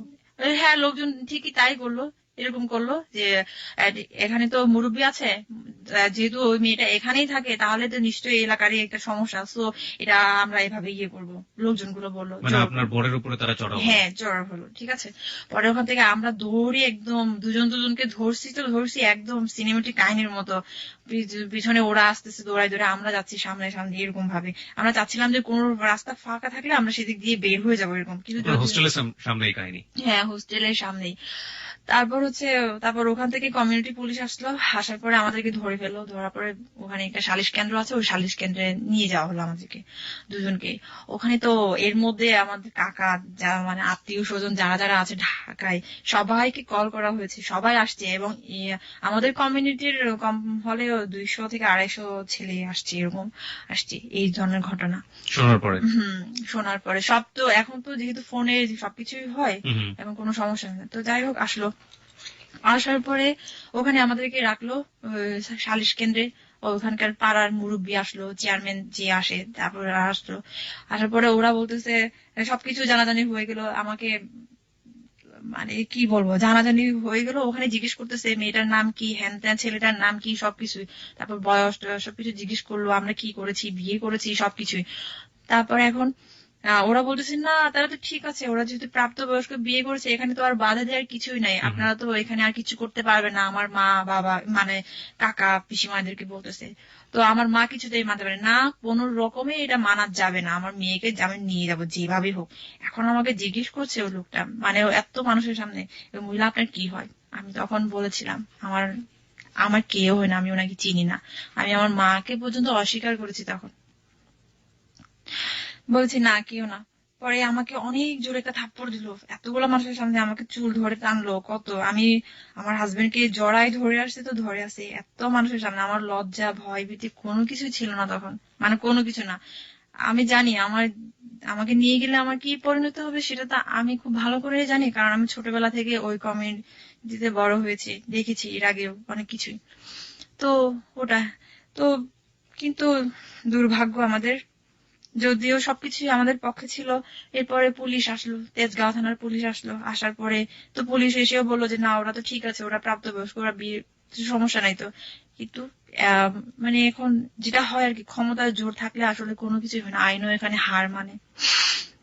ওই দিন ঠিক তাই এরকম হয়েছিল। আমার কাকার উপর লেভেলের একজনকে ফোন করা হলো যে এরকম এরকম সমস্যা, যেভাবে হোক আমরা ওকে রাখতে চাই, আমাদের মেয়েটাকে আমাদের কাছে রাখতে চাই। তো ওখান থেকে উপর লেভেল থেকে ফোন আসলো ওই পুলিশের কাছে, তেজগাঁও থানার ওসি ছিলেন উনি। ওনাকে ফোন দিয়ে বললো যে যেভাবে হোক মেয়েটাকে মেয়ের মায়ের কাছে ফিরিয়ে দাও, আদারওয়াইজ আপনার চাকরি থাকবে না। যে বললো সেও আপনাদের কমিউনিটির? হ্যাঁ, আমাদের কমিউনিটির। তারপর হচ্ছে তো এরকম ভাবে এখন পুলিশটাও তো যেহেতু চাকরি নিয়ে টানাটানি হয়ে গেল, স্বাভাবিক এখন সে আর আমাদের আর পক্ষে থাকতে পারতেছে না। এখন ওকে আমার হাজবেন্ডকে বললো, তো আমার হাজবেন্ড, আমি তো ওকে ছাড়তেছি না, ও আমাকে ছাড়তেছে না, এরকম ভাবে। তা এখন বলতেছে ঠিক আছে তাহলে তোমার বাবা মাকে ডাকো, ওকে বলতেছে। তো ও বলতেছে আমার তো বাবা নেই, মা আছে, মা অনেক বয়স্ক মানুষ, ওনাকে এই কথাগুলো বলা যাবে না। তো তাহলে তোমার ভাই তো আছে, বলছে না ভাইকেও ডাকা যাবে না, এরকম সমস্যা। কারণ ওর ফ্যামিলিতে এগুলো এখন পর্যন্ত জানায়নি। এখনো পর্যন্ত এগুলো বলছি। তারপর এই অবস্থা। এখন শুধু এই ঢাকায় কি আছে, ঢাকায় ওর একটা দুলাভাই আছে, ও যে বাসায় থাকতো ওই বাসার মালিক আর কি, হ্যাঁ, দুলাভাই থাকে। তো ওনাকে ডাকা হয়েছে, উনি আসছে, মানে সমস্ত ঘটনা ওখানে সমস্ত কিছু শোনার পরে এখন এই সেই আমি তো কিছুতেই যেতে চাচ্ছি না। আমি তো জানি, পরে আমাকে একটা রুমে বন্দি করা হলো, বন্দি রাখা হলো, ওখানে সিদ্ধান্ত নেওয়া হলো যে কি করা যাবে, এখন কি করা যাবে। আমার মাকে আমি দেখতে পাচ্ছি ও কতটা এক্সাইটেড ছিল আমার হাজবেন্ডের উপরে, বারবার এভাবে এমন ভাবে তাকাচ্ছিল, মনে হচ্ছে এখনই মেরে ফেলবে, এখনই মেরে ফেলবে। কিন্তু আমি তো জানি আমি কিছুতেই আমি ওকে করবো না। এমনও সিদ্ধান্ত নিয়েছে ওকে ওখানে নারী নির্যাতন মামলা দিবে, কিন্তু আমার জন্যই দিতে পারেনি। আমি ওখানে বাধা দিয়েছি, কারণ আমি যেহেতু আমি একটা ভিকটিম, তো পারিনি ওটার জন্য। তো এখন ফাইনালি যেটা হলো সেটা হচ্ছে আমাদেরকে বুঝানো হলো। পুলিশটা আমাকে আর ওকে একটা রুমে নিয়ে গিয়ে বুঝালো যে দেখো, ও যদি না মানে তাহলে কিন্তু তোমারই সমস্যা হবে। আমার হাজবেন্ডকে বলতেছে তোমাকে কিন্তু নারী নির্যাতন মামলা অলরেডি কিন্তু দিতে চাচ্ছে, এখন দিলে তুমি জানো এখন কত বছরের জেল, তারপর রিমান্ডে নিয়ে যাবে, তোমাদের দুজনকেই রিমান্ডে নিয়ে যাবে, তখন কি হবে। এখন তার সাথে একটা কাজ করো, তুমি ওকে ছেড়ে দাও, ও চলে যাক ওদের বাড়িতে, কোন রকমে একদিন সুযোগ বুঝেও পালিয়ে চলে আসবে, তখন আর কেউ আর ধরতে পারবে না, এরকম ভাবে। কিন্তু আমি কিছুতেই মানতেছি না এটা, কারণ আমি জানি বাড়িতে গেলে আমার কি অবস্থা হবে, আমি জানি সেটা। আমি বারবার বলতেছি না, ওখানে গেলে আমাকে নিলামে দিবে, ওখানে গেলে আমাকে এরকম বয়স্ক মানুষের সাথে বিয়ে দিবে, আমি জানি আমাকে মেরে ফেলবে, ওখানে এমনও হতে পারে আমাকে জঙ্গলে দিবে। আমি এগুলো অনেক কান্না করছিলাম আর বলছিলাম এসব কথা। আমি তারপরে তখনও পর্যন্ত ওকে ধরে আছি, আমার লজ্জা ভীতি কিছু করতেছি না। নিলাম শব্দটা নিয়ে অনেক বলা আছে, সেটা নিলামে দেবে মানেটা কি? মানে এটা কি আপনাদের গোত্রেরই একটা নিয়ম বা এরকম হ্যাঁ, কিছু একটা, যে বাঙালি কোনো ছেলেকে বিয়ে করলে এরকম? হ্যাঁ হ্যাঁ হ্যাঁ, ঠিক তাই। বাঙালি কোনো ছেলেকে বিয়ে করলে ওই মেয়েটাকে তো এমনিতেই, যদি ইনকেস যদি মেয়েটাকে ধরতে পারে, তখন সেক্ষেত্রে হয় কি, উম, আমাদের কিছু বলতে চাচ্ছে না, এগুলো পলিটিক্যাল আছে তো, যার কারণে ওকে, দেখা যায় যেটা আপনি চাইবেন না সেটার বিষয়ে আমাদের কোনো জন্য নেই। তো নিলামে দেয় বলতে কি সমাজের কাছে তুলে দেয়, তখন আর ফ্যামিলির কাছে আর থাকে না ব্যাপারটা। ফ্যামিলি চাইলেও আর কোনো কিছু করতে পারে না, সমাজ যা বলে তাই। এমনও হতে পারে বয়স্ক একটা লোকের সাথে মেয়েটাকে বিয়ে দিচ্ছে, এমনও হতে পারে তাকে একটা রাখাল কিংবা রিক্সাওয়ালার সাথে বিয়ে দিচ্ছে, তাকে সাথেই থাকতে হবে। আর এমনও হতে পারে মেয়েটাকে জঙ্গলে পাঠিয়ে দিচ্ছে, এরকম আমাদের রিলেশন আছে ওরকম। তো যাই হোক, আমি বারবার এটা বলতেছি আমি পারবো না, আমি কোনোদিনও যাবো না, আমি মরে যাবো, আমি যাবো না। তারপর ও আমাকে বুঝালো জান তুমি যাও। এখানে একটা কথা বলে রাখি, আমি আমি ওকে জান ছাড়া আমি কিন্তু কোনোদিন ওর নাম বলি না। ওকে। তারপর ও আমাকে বলে যান, ঠিক আছে। তারপর আমি বলছি জান আমি তোমাকে ছাড়া আমি কিভাবে থাকবো, আমি কোনোদিন পারবো না, আমি যাব না, আমাকে মেরে ফেলবে, তুমি তো জানো সবকিছু। তারপর সে বলতেছে জান তুমি যাও, আমি তোমাকে নিয়ে আসবো যেভাবে হোক, 1 মাস হোক 2 মাস হোক, তুমি মোবাইলটা রাখো। ওর 2টা মোবাইল ছিল, একটা মোবাইল আমাকে চুরি করে দিছে, আমি মোবাইলটা কোন রকমে আমি একটা করে রাখলাম। এর মধ্যে কিন্তু আমাদেরকে সবাই যে যার মতো করে ভিডিও করতেছে, হ্যান ত্যান করতেছে, কত কিছু করে। মানে ওই সময়টাতে ভিডিও করছে? হ্যাঁ, ভিডিও করছে অনেকেই। মানে আপনার যে ছেলেগুলোর কথা আপনি বলছেন, আপনার কমিউনিটির বিভিন্ন ছেলেরা এগুলো ভিডিও করতেছে, আপনাদের যে টর্চার গুলো হচ্ছে ভিডিও করছে? হ্যাঁ, ওকে। আমাকে ওখানে অনেক মারছে, ওকেও মারছে। তারপর পরে ওখান থেকে বের হলাম, অনেক কাঁদতেছি আমি, আমি জানি আমার কপালে কি আছে, কিন্তু জানি না ওর তখনকার ফিলিংসটা কেমন ছিল, আমি এটা জানি না। আমার ফিলিংসটা ছিল এটাই যে আমি ওকে হারালাম, আমার জীবন থেকে আমি হারালাম। তো গেট থেকে বের হওয়ার সময় ওকে পুলিশে নিয়ে যাচ্ছে, আমাকে আমার মা বাবা আমার আত্মীয় স্বজন আমাকে ধরে রাখছে, আমার মা এমন ভাবে ধরে রাখছে আমি মনে আসামি। পরে ওকে ওরকম ভাবে আমি বললাম যে জান আমি যাচ্ছি, আমি জানি তোমার সাথে আমার আর কোনোদিন দেখা হবে না আর এই জীবনে, তুমি ভালো থেকো, এটা শুধু বলছিলাম। কান্না করছিলাম। পরে ওকে নিয়ে গেল থানায়, আমি থানায় নাকি কোথায় নিয়ে গেলো জানি না, থানায় মনে হয় নিয়ে গেছে। পরে আমাকে হোস্টেলে নিয়ে আসলো, হোস্টেলে আসার পরে আমার মা অনেক মারছে আমাকে, অনেক মারছে, চুল ধরে এসেছে। পরে একটা পর্যায়ে আমি সেন্সলেস হয়ে গেলাম ওখানে। সেন্সলেস হওয়ার পরে আবার সেন্স ফিরে আসলো, দেখলাম যে হোস্টেলে অনেক জোরো সোরো হয়ে আছে। ওর মধ্যেও আমি ওর সাথে মানে যোগাযোগ করতে চাচ্ছিলাম, কিন্তু পারতেছিলাম না, কারণ আমার কাছে ফোন টোন কিছুই ছিল না।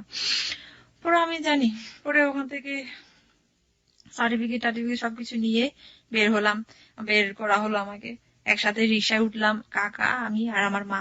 আমাকে এমন ভাবে ধরে রাখছে যেন আমি রিক্সা থেকে যেন পড়তে না পারে। আমি বারবার চাচ্ছিলাম যে আমি মরে যাব।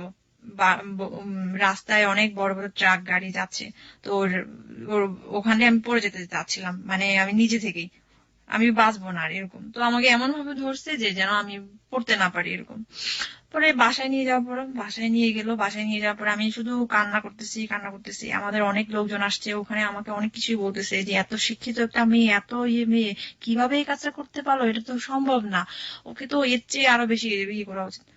আচ্ছা, আমি আরেকটা কথা বলতে ভুলে গেছি, সেটা হচ্ছে ওই সালিশ কেন্দ্রে যখন ছিলাম তখন একটা অঙ্গীকারপত্র দিতে হয়েছিল। সেটা হচ্ছে আমার মা বাবারও অঙ্গীকারপত্র দিতে হয়েছে যে মেয়েকে যদি আমরা ঘরে নিয়ে যাই, বাড়িতে নিয়ে যাই, ওর উপর মানসিক বলেন শারীরিক বলেন কোন রকমের টর্চার করতে পারবো না।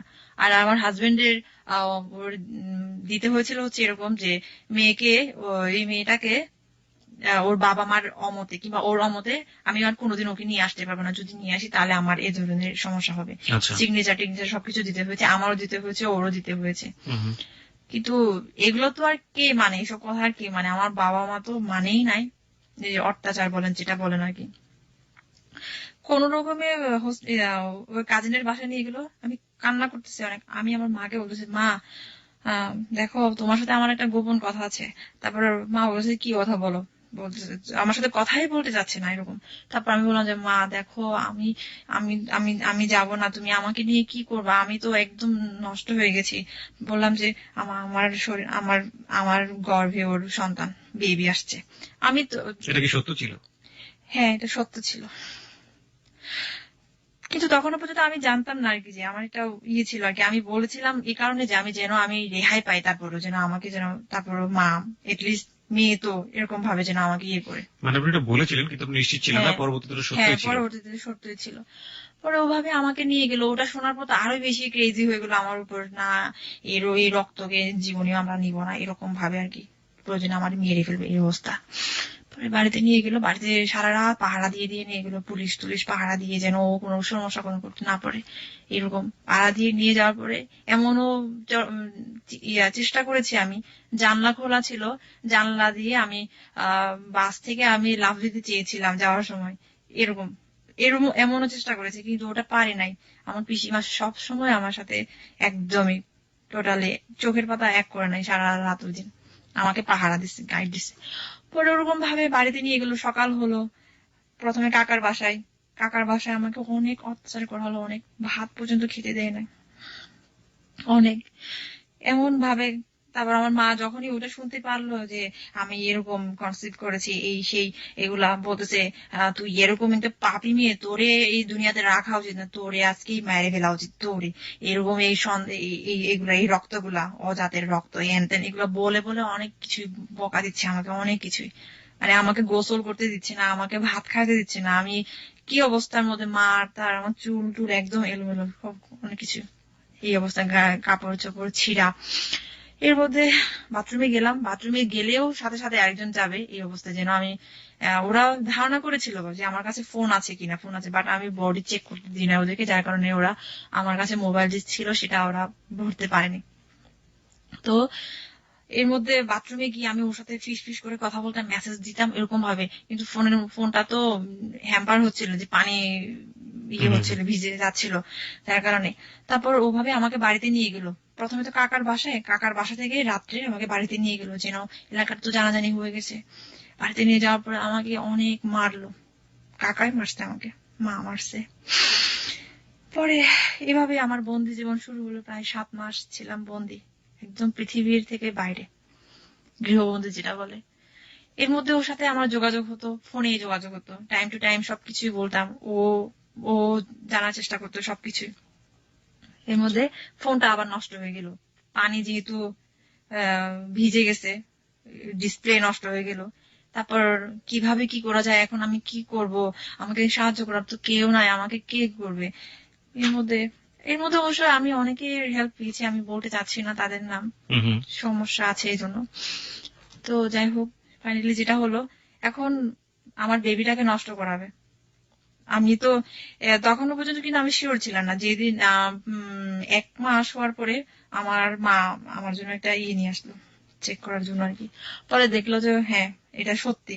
এখন তো আমি আরো বেশি হয়ে গেলাম, ইমোশনাল হয়ে গেলাম। আমি কোন রকমে কোনোদিনও না, তারপর কোনোদিনও না। ও আমাকে বলতেছে না তুমি এটা কোনোদিন নষ্ট করো না, কোনোদিন না, যেভাবে পারো বুঝাও ওদেরকে, বলে পালিয়ে চলে আসো হ্যান ত্যান এগুলো বলে বলে। তারপর আমিও আমার মাকে বুঝালাম, মা আমি বাঁচবো না, আমি বাঁচবো না। এখন আমার মা কি করেছে, এমনও দিন গেছে আমাকে পেটে লাথি দিছে শুধুমাত্র ওটার জন্য যে একটা অজাতের রক্ত আছে তোর গায়ে, এইভাবে বলে বলে।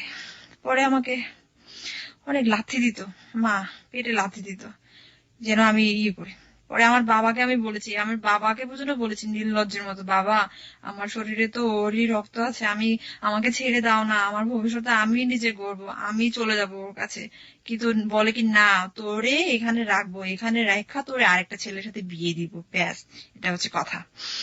এখন আর কিছু নাই। আমার পিসিমাকে অনেক বলেছি, পিসিমাও কোন রকমে কেউ রাজি হয় না। ইভেন ওর সাথে পর্যন্ত ফোনে কথা বলাইছি, পিসিমা ওর সাথে অনেকক্ষণ প্রায় আধা ঘন্টা 1 ঘন্টা কথা বলেছে ওই বিষয়টা নিয়ে, যেন বাচ্চাটাকে নষ্ট না করে এগুলা নিয়ে। পরে যেটা হলো, আমাকে তো আমার মা একটা করলো, বুদ্ধি করলো, যেটা হচ্ছে তুই কি আমাদের ঘরে থাকবি নাকি সমাজে চলে যাবি। সমাজে যদি তুই যদি বাচ্চাটাকে রাখতে চাস তাহলে তুই সমাজে চলে যাইতে, মানে আমার মোট কথা হচ্ছে নিলামে দিবে তখন। আর যদি তুই বাচ্চাটা নষ্ট করিস তাহলে তখন কিন্তু তুই আমাদের কাছে থাকতে পারবি। ব্যাস এখন তুই কোনটা চাস বল, তুই কি তোর জীবনটা চাস নাকি তুই বাচ্চাটা চাস। এখন আমি বলি আমি আমার বাচ্চাটাকে আমি যেভাবে পারি আমি ওটাকে আমি করবো যেভাবে পারি। এর মধ্যে কিন্তু আমাকে অনেক জায়গায় নিতে চেয়েছিল আমার মা, এটা নিতে হসপিটালে, এটা ওয়াশ করার জন্য, বাট আমি করি নাই। যেভাবে হোক পরে সেও আমাকে ফোনে কন্টিনিউ বলতেছে না তুমি এটা কোনোদিন করবে না, এটা করলে কিন্তু তোমার ভবিষ্যতে সমস্যা হতে পারে, ফিজিক্যালি অনেক কিছু, কোনোদিন না কোনোদিন এমন হতে পারে তুমি আর কখনো মা হতে পারবে না এমনও। তারপর আমি ওগুলো শুনে শুনে আরো বেশি ভয় পেয়ে গেছি, আরো বেশি ভয় পেয়ে গেছি। পরে আমার মা তো তো নাছোড়বান্দা, যেভাবে পারে। আমার কাকা আসতেছে, কাকা এসে এসে আমাকে মারতেছে, গায়ের উপর হাত দিচ্ছে। আমি ওদেরকে বলার পর্যন্ত পাচ্ছি না যে তোমরা তো অঙ্গীকারপত্র দিয়ে আসছো, কেন তোমরা আমাকে আমার গায়ে হাত দিচ্ছ। এখন আমি যদি পুলিশের কাছে ফোন করি তাহলে তো তোমরা এই কেসে পড়বা।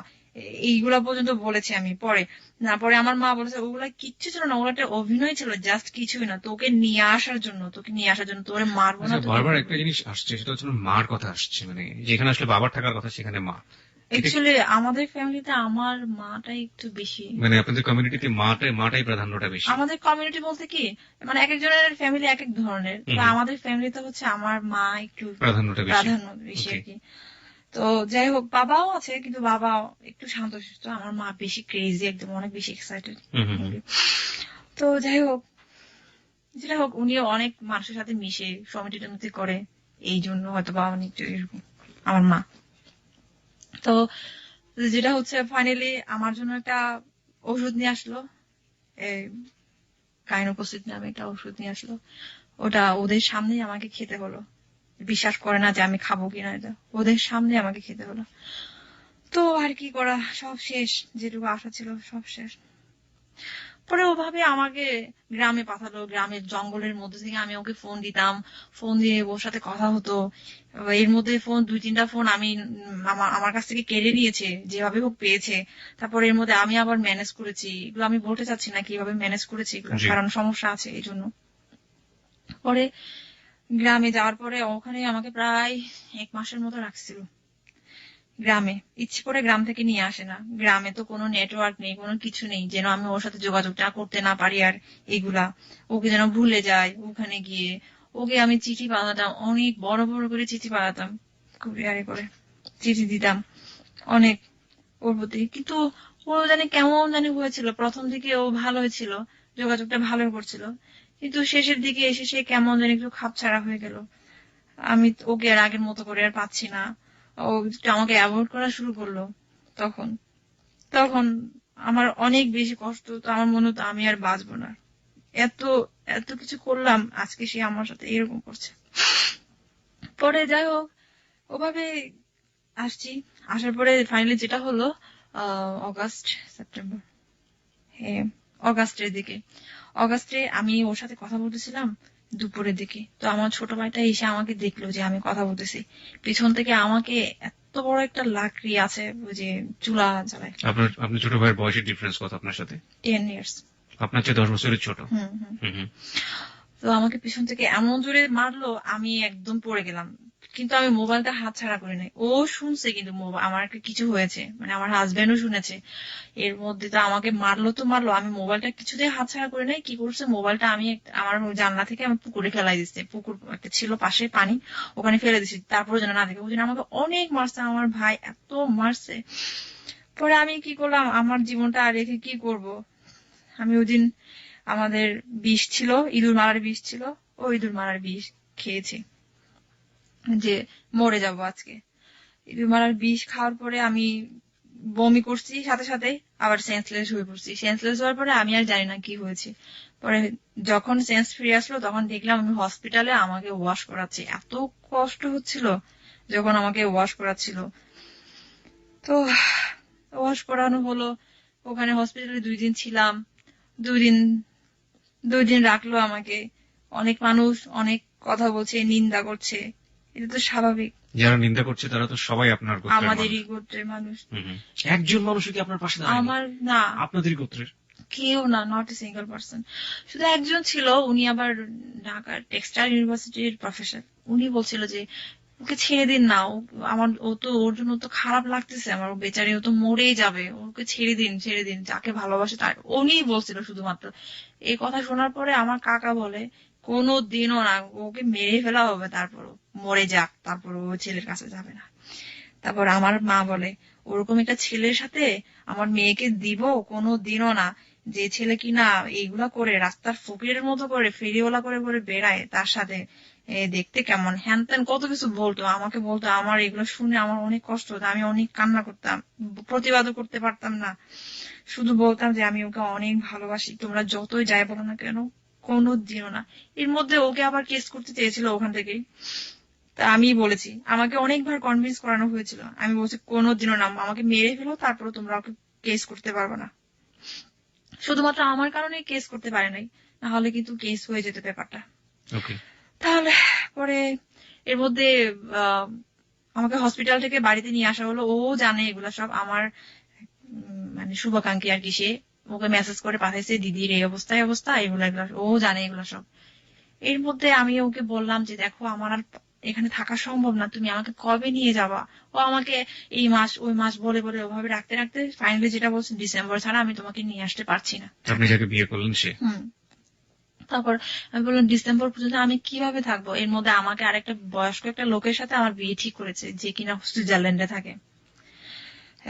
সে কি আপনাদের কমিউনিটির? হ্যাঁ, আমাদের কমিউনিটিরই ছিল, কিন্তু বয়সে অনেক ডিফারেন্স, অনেক। তো আমি তো ওইটা কিছুতেই মানতে পারছিলাম না। আমার এখন অক্টোবরের 5 তারিখে বিয়ের ডেট হয়েছিল আর কি। তো আমি এখান থেকে আমি কিভাবে পালিয়ে যাব, আমার কিভাবে।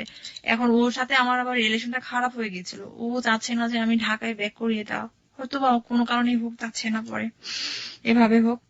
তো পরে যাই হোক, ও ও চাচ্ছিল না আপনি ঢাকাতে ব্যাক করেন, হয়তো বা কোনো কারণে আর কি। আচ্ছা ঠিক আছে। কিন্তু আমি তো জানি আমি কি অবস্থায় আছে। আমি বলছি তুমি চাও বা না চাও, আমার এখানে আর প্রাণে বাঁচার দায় হয়ে গেছে।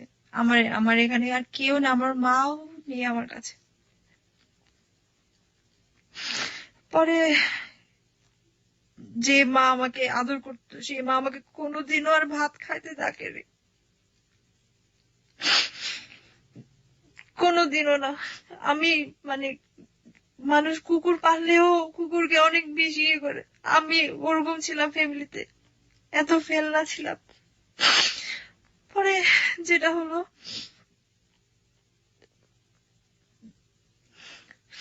ফাইনালি আমার একটা ফ্রেন্ডের মাধ্যমে, ঢাকারই ওই ফ্রেন্ডের মাধ্যমে আমি সবকিছু যোগাযোগ করলাম যে কিভাবে কিভাবে কি করব। এমন আমার হাজবেন্ড এটা বলেছে যে তুমি যদি ঢাকায় আসো তাহলে আমি কিন্তু তোমার মাকে বলে দিব যে তোমার কাছে মোবাইল আছে, এটা আমি বলে দিব। আমি এটা শোনার পর তো আমি একদম বেশি হয়ে গেছিলাম যে কিভাবে সে এই কথাটা বলতে পারলো। কিন্তু আমি জানি ওখানে আমার পক্ষে আর থাকা সম্ভব হচ্ছে না, আর সম্ভবই না। ওখানে থাকা মানে হচ্ছে মৃত্যু, আর কিছুই না। পরে আমি আসলাম, যেভাবে হোক একটা দিন আসলো, আমি সময় খুঁজতেছিলাম, সুযোগ খুঁজতেছিলাম, আমি কিভাবে আসবো, এর মধ্যে আমার বাবা মা যদি অফিসে চলে যায়, আমি এই সুযোগগুলো খুঁজতেছিলাম। আমি ওরকম ভাবে একটা দিন আসলো, সময় আসলো যে অনেক কিছুই আছে, অনেক কিছুই। পরে আহ, আমার কাছে একটা বোরকা ছিল, ওই বোরকাটা ম্যানেজ করেছি আর কি, যেভাবে হোক আমি। পরে আসলাম ঢাকায়। ঢাকায় যে আসতেছি ওকে কিন্তু বলি নাই আমি ঢাকায় আসতেছি এটা, কারণ আমার মধ্যে ভয় ঢুকে গেছিল যে ও যেহেতু বলেই দিয়েছে আমার মাকে সে বলে দেবে, তাহলে আমি ওকে আর কেন বলবো। আমি বলি নাই। কিন্তু আমি ঢাকায় আসছিলাম এই কারণে যে যে আমি ঢাকায় আসলে ওকে আমি পাবো, যেভাবে হোক ওকে আমি পাবো, আমি ওর সবকিছুই জানি, প্রয়োজনে আমি ওদের বাড়িতে যাব। এই জন্য আমি আসছিলাম। আমার এতটুকু বিশ্বাস ছিল যে আমি ঢাকায় আসলে ও আমাকে কোনোদিনও আমাকে ফেলে দিতে পারবে না, এতটুকু বিশ্বাস ছিল। হয়তোবা কোনো কারণে সে আমাকে অ্যাভয়েড করতেছিল, তখন ওর সমস্যা হচ্ছিল, এই জন্য এত বেশি। পরে ঢাকায় আসলাম, ঢাকায় আসার পরে একটা ফ্রেন্ডের বাসায় উঠলাম। ফ্রেন্ডের বাসায় কয়েকদিন থেকে ওকে আমি জানালাম যে আমি ঢাকায় আসছি, এইগুলা, তুমি আমার সাথে দেখা করো। This track was downloaded from FusionBD.com. তো ও আমার সাথে দেখা করতে গেল, যে আমি যে জায়গায় ছিলাম। দেখা করার পরে ওদিন প্রথম দেখা, অনেক কান্নাকাটি করলাম। ও আমাকে বললো, জান তুমি চলে যাও বাসায়, তুমি বাসায় চলে যাও। তখনও বলতেছে বাসায় চলে যাওয়ার জন্য, মানে আপনার খাগড়াছড়ির যে বাড়ি সে বাড়িতে চলে যাওয়ার জন্য? হ্যাঁ, আমাকে বলে তুমি বাসায় চলে যাও। আমি বলছি তুমি কি বলো জান, আমি কিভাবে আসছি তুমি জানো? আমি আমি মরণ মৃত্যুকে হাতে নিয়ে আসছি, যদি আমাকে কেউ ধরে ফেলতো আমার ওদের মৃত্যু হতো, মেরে ফেলতো, আমাকে শুট করতে পুরো এরকম। তো এরকমই ছিল, কারণ আমাদের ওখানে তো এরকমই হয়। পরে বলতেছে, না তুমি চলে যাও প্লিজ, আমি এস্টাবলিশ হলে আমি তোমাকে নিয়ে আসবো, আমি এই সমস্যার মধ্যে আছি, দেখো এই সমস্যা। আমি বলছি, দেখো জান তুমি, আমারও তো যোগ্যতা আছে, আমি আমার যোগ্যতা নিয়ে আমি চাকরি করবো, তুমি আমাদের কোনো সমস্যা হবে না। আমি ওকে বললাম, আমি তো তোমারই বউ, তোমারই বিয়ে করাবো, তুমি কেন এরকম করছো, কেন তুমি এমন করছো? আম, আমি ওকে অন্যরকম, মানে আমি চিনতেই পারছিলাম না, ও কেমন জানি হয়ে গেল। পরে আমি আমার বান্ধবীকে বললাম, দেখ এই অবস্থা, যার জন্য আসলাম সে আজকে এই অবস্থা, এই বলছে, কি করব আমি এখন? আমার বান্ধবী বলতেছে, তোরে তো আমার বাসায় রাখাও এখন মুশকিল হয়ে গেছে, কারণ তোর বাবা মা যে কোনো মুহূর্তে তোরে এখন থানায় কেস করছে, জিডি করছে যেহেতু, তাহলে তো তোরে যে কোনো মুহূর্তে আমরাও বিপদে পড়বো, তোরে রাখা এখানে তো সমস্যা। এখন এর মধ্যে আমাকে আবার কিছু পরামর্শ দিল, সেটা হচ্ছে যে তুই রিলিজিয়নটা চেঞ্জ করে ফেল, এই অমুক রিলিজিয়নে আয়। মানে মানে আপনি যে রিলিজনটা আপনার হাজবেন্ডের জন্য চেঞ্জ করলেন সেটাও চেঞ্জ করে অন্য একটা রিলিজনে হ্যাঁ, যেতে অন্য বলছেন? আরেকটা রিলিজিয়নে যেতে বলতেছে। তো যেটা বাংলাদেশে মানে সংখ্যাগরিষ্ঠ আর কি। হ্যাঁ, হুম। তো তা আমি ভাবছি, না আমি কিভাবে করবো, আমি এটা কোনোদিন না। তারপর অনেক আমাকে মেন্টালি যেটা বলে একদম ওয়াশ করে ফেললো, যে হ্যাঁ না এরকম হবে। আরো কিছু ভাইয়া ছিল, ওরাও আমাকে করছে, ইনফ্লুয়েন্স করেছে যে হ্যাঁ ওকে এখানে রাখা যাবে না, ওকে রাখলে আমরাই বিপদে পড়বো, পুলিশ টুলিশ নিয়ে এসে আমরাই বিপদে পড়বো, এরকম ভাবে। নয় ওকে এটা করতে হবে, নয় ওকে এটা করতে হবে। তা আমি তখন ওকে বললাম যে দেখো জান, আমাকে তো এরকম করতে বলতেছে, আমি কি করব, তুমি তো আমাকে নিয়েও যাচ্ছ না, তাহলে আমাকে যদি নিয়ে যাই। তারপর সে তখন আমাকে তেমন একটা কিছুই বলে নাই, পরে আমি সিদ্ধান্ত নিলাম, আমি আর কি করব, আমার কিচ্ছু করার বাকি নেই, এখন আমাকে বাঁচতে হবে, আমার কোথায় যাব আমি এখন? আমি পরে রিলিজন চেঞ্জ করার জন্য আমি সবকিছু এগ্রি হলাম। তবে ওখানে একটা ভাইয়া ছিল, ওই ভাইয়াটা সবকিছু একটা উকিলের সাথে কথা টথা বলে হ্যান ত্যান কত কিছু সব পেপারস রেডি করছে, এবং ওনার সাথেও গিয়েছি আমি কোর্টে। যাওয়ার পরে সিগনেচারও করেছি, কিন্তু ওই দিন ম্যাজিস্ট্রেটটা অ্যাবসেন্ট ছিল, যার কারণে আর ওটা হয়নি। তো ওই দিন আবার আমার হাজবেন্ড ওখানে গিয়েছে আমার বান্ধবীর সাথে অনেকক্ষণ কথা বলেছে এই বিষয়গুলো নিয়ে। ওরও অনেক মন খারাপ ছিল, আসার সময় ফোনে কথা হয়েছে, ফোনে আমি কান্না করতেছি বারবার, ও ফোন দিচ্ছি, কাঁদতেছি, কথা বলতেছি। বলছে, জান তুমি এই কাজটা করলা, এই কাজটা যদি করো তোমার সাথে আমার আর কোনোদিন দেখা হবে না, কোনোদিন মিলন হবে না, যেটুকু মিলন হওয়ার কথা ছিল সেটাও আর হবে না। আমি বলছি, এগুলো তো তোমার জন্যই হচ্ছে, তুমি কেন আমাকে আমাকে তুমি নিয়ে যাচ্ছ না, আমি তোমার জন্যই আসছি। পরে বলতেছে, তুমি এটা করো না, আমি তোমাকে নিয়ে যাব, যেভাবে আমি তোমাকে নিয়ে যাব। এটা বলার পরে আমি আর একটু মনে একটু আশ্বাস পেলাম। তাহলে আমি আমার বান্ধবীকে বললাম, আমি যেটা করেছি আমি এটা আর করতে পারবো না, এখানেই শেষ। আবার এখন আমার বান্ধবী আমার উপর খেপে গেছে, যেহেতু আমি ওর বাসায় এতদিন ছিলাম। এখন বলতেছে তুই পৃথিবী একদিকে, তোর জামাই একদিকে, তুই কি করতেছস, তুই তোর জামাইটারে বেছে নিতেছ। আমি বলছি অবশ্যই, আমি আমার জামাইয়ের জন্য আমি আসছি। এখন তুই যা বলিস না কেন, আমি এখন ওর সাথে আমার একটু সম্পর্কটা খারাপ হয়ে গেছিল। ফাইনালি সে যেটা করলো, আমাকে আর ওর বাসায় রাখলো না আর। এখন এখন আমার হাজবেন্ড একটা বাসা নিয়ে ওখানে আর একটা বাসায় রাখলো আমাকে। ফার্স্ট টাইম আপনারা একটা বাসা নিলেন এবং সেই বাসাটাই উঠলেন। হ্যাঁ, ওকে, সাবলেট আর কি। সাবলেটে। হ্যাঁ, পরে ওখান থেকে আমাদের সংসার শুরু হয়। এই তো কত সালে সংসারটা শুরু হলো? 2010-এ 2010 নভেম্বরে 26 তারিখে। হুম। তো ওভাবে একটু সংসারটা যেরকম ভাবে চেয়েছিলাম আস্তে আস্তে হচ্ছে। এটা সেটা টুকিটাকি জিনিস কিনা শুরু করলাম, যেহেতু তো এর মধ্যে ভালোই যাচ্ছিল, সবকিছুই ভালোই হচ্ছিল, সবকিছুই ও আসতেছে। কিন্তু ওর একটা সমস্যা ছিল, ওর ফ্যামিলিতে তো যেহেতু ও ডিসক্লোজ করে নাই ব্যাপারটা, ও যে বিয়ে করেছে এটা নিয়ে সমস্যা ছিল। তার কারণে সে আমার সাথে কন্টিনিউ থাকতে পারতো না আর কি। তো এরকম ভাবেই আসা যাওয়ার মধ্যে থাকতো। পরে আমি এই তো আমি এর মধ্যে আমি একটা চাকরিতে জয়েন করলাম স্কুলে, ওটাও আরেকটা স্কুলে ছিল, স্কুলে জয়েন করলাম। এভাবেই চলতেছিল, ভালোই চলতেছিল। মাঝে আবার অনেক কিছু হলো, যে এভাবে আমার একটু জিদটা একটু বেশি ছিল আর কি, যে ও অনেক সময় ব্যস্ত থাকতো। আমি চাইতাম ও সবসময় আমার কাছে থাকুক, যেটা আমি একা সবসময় বাবা মা যতই আমাকে অত্যাচার করুক না কেন, ওদের কথা মনে পড়ে। কান্না করতাম সারাদিন, বাসায় একা একা থাকতাম।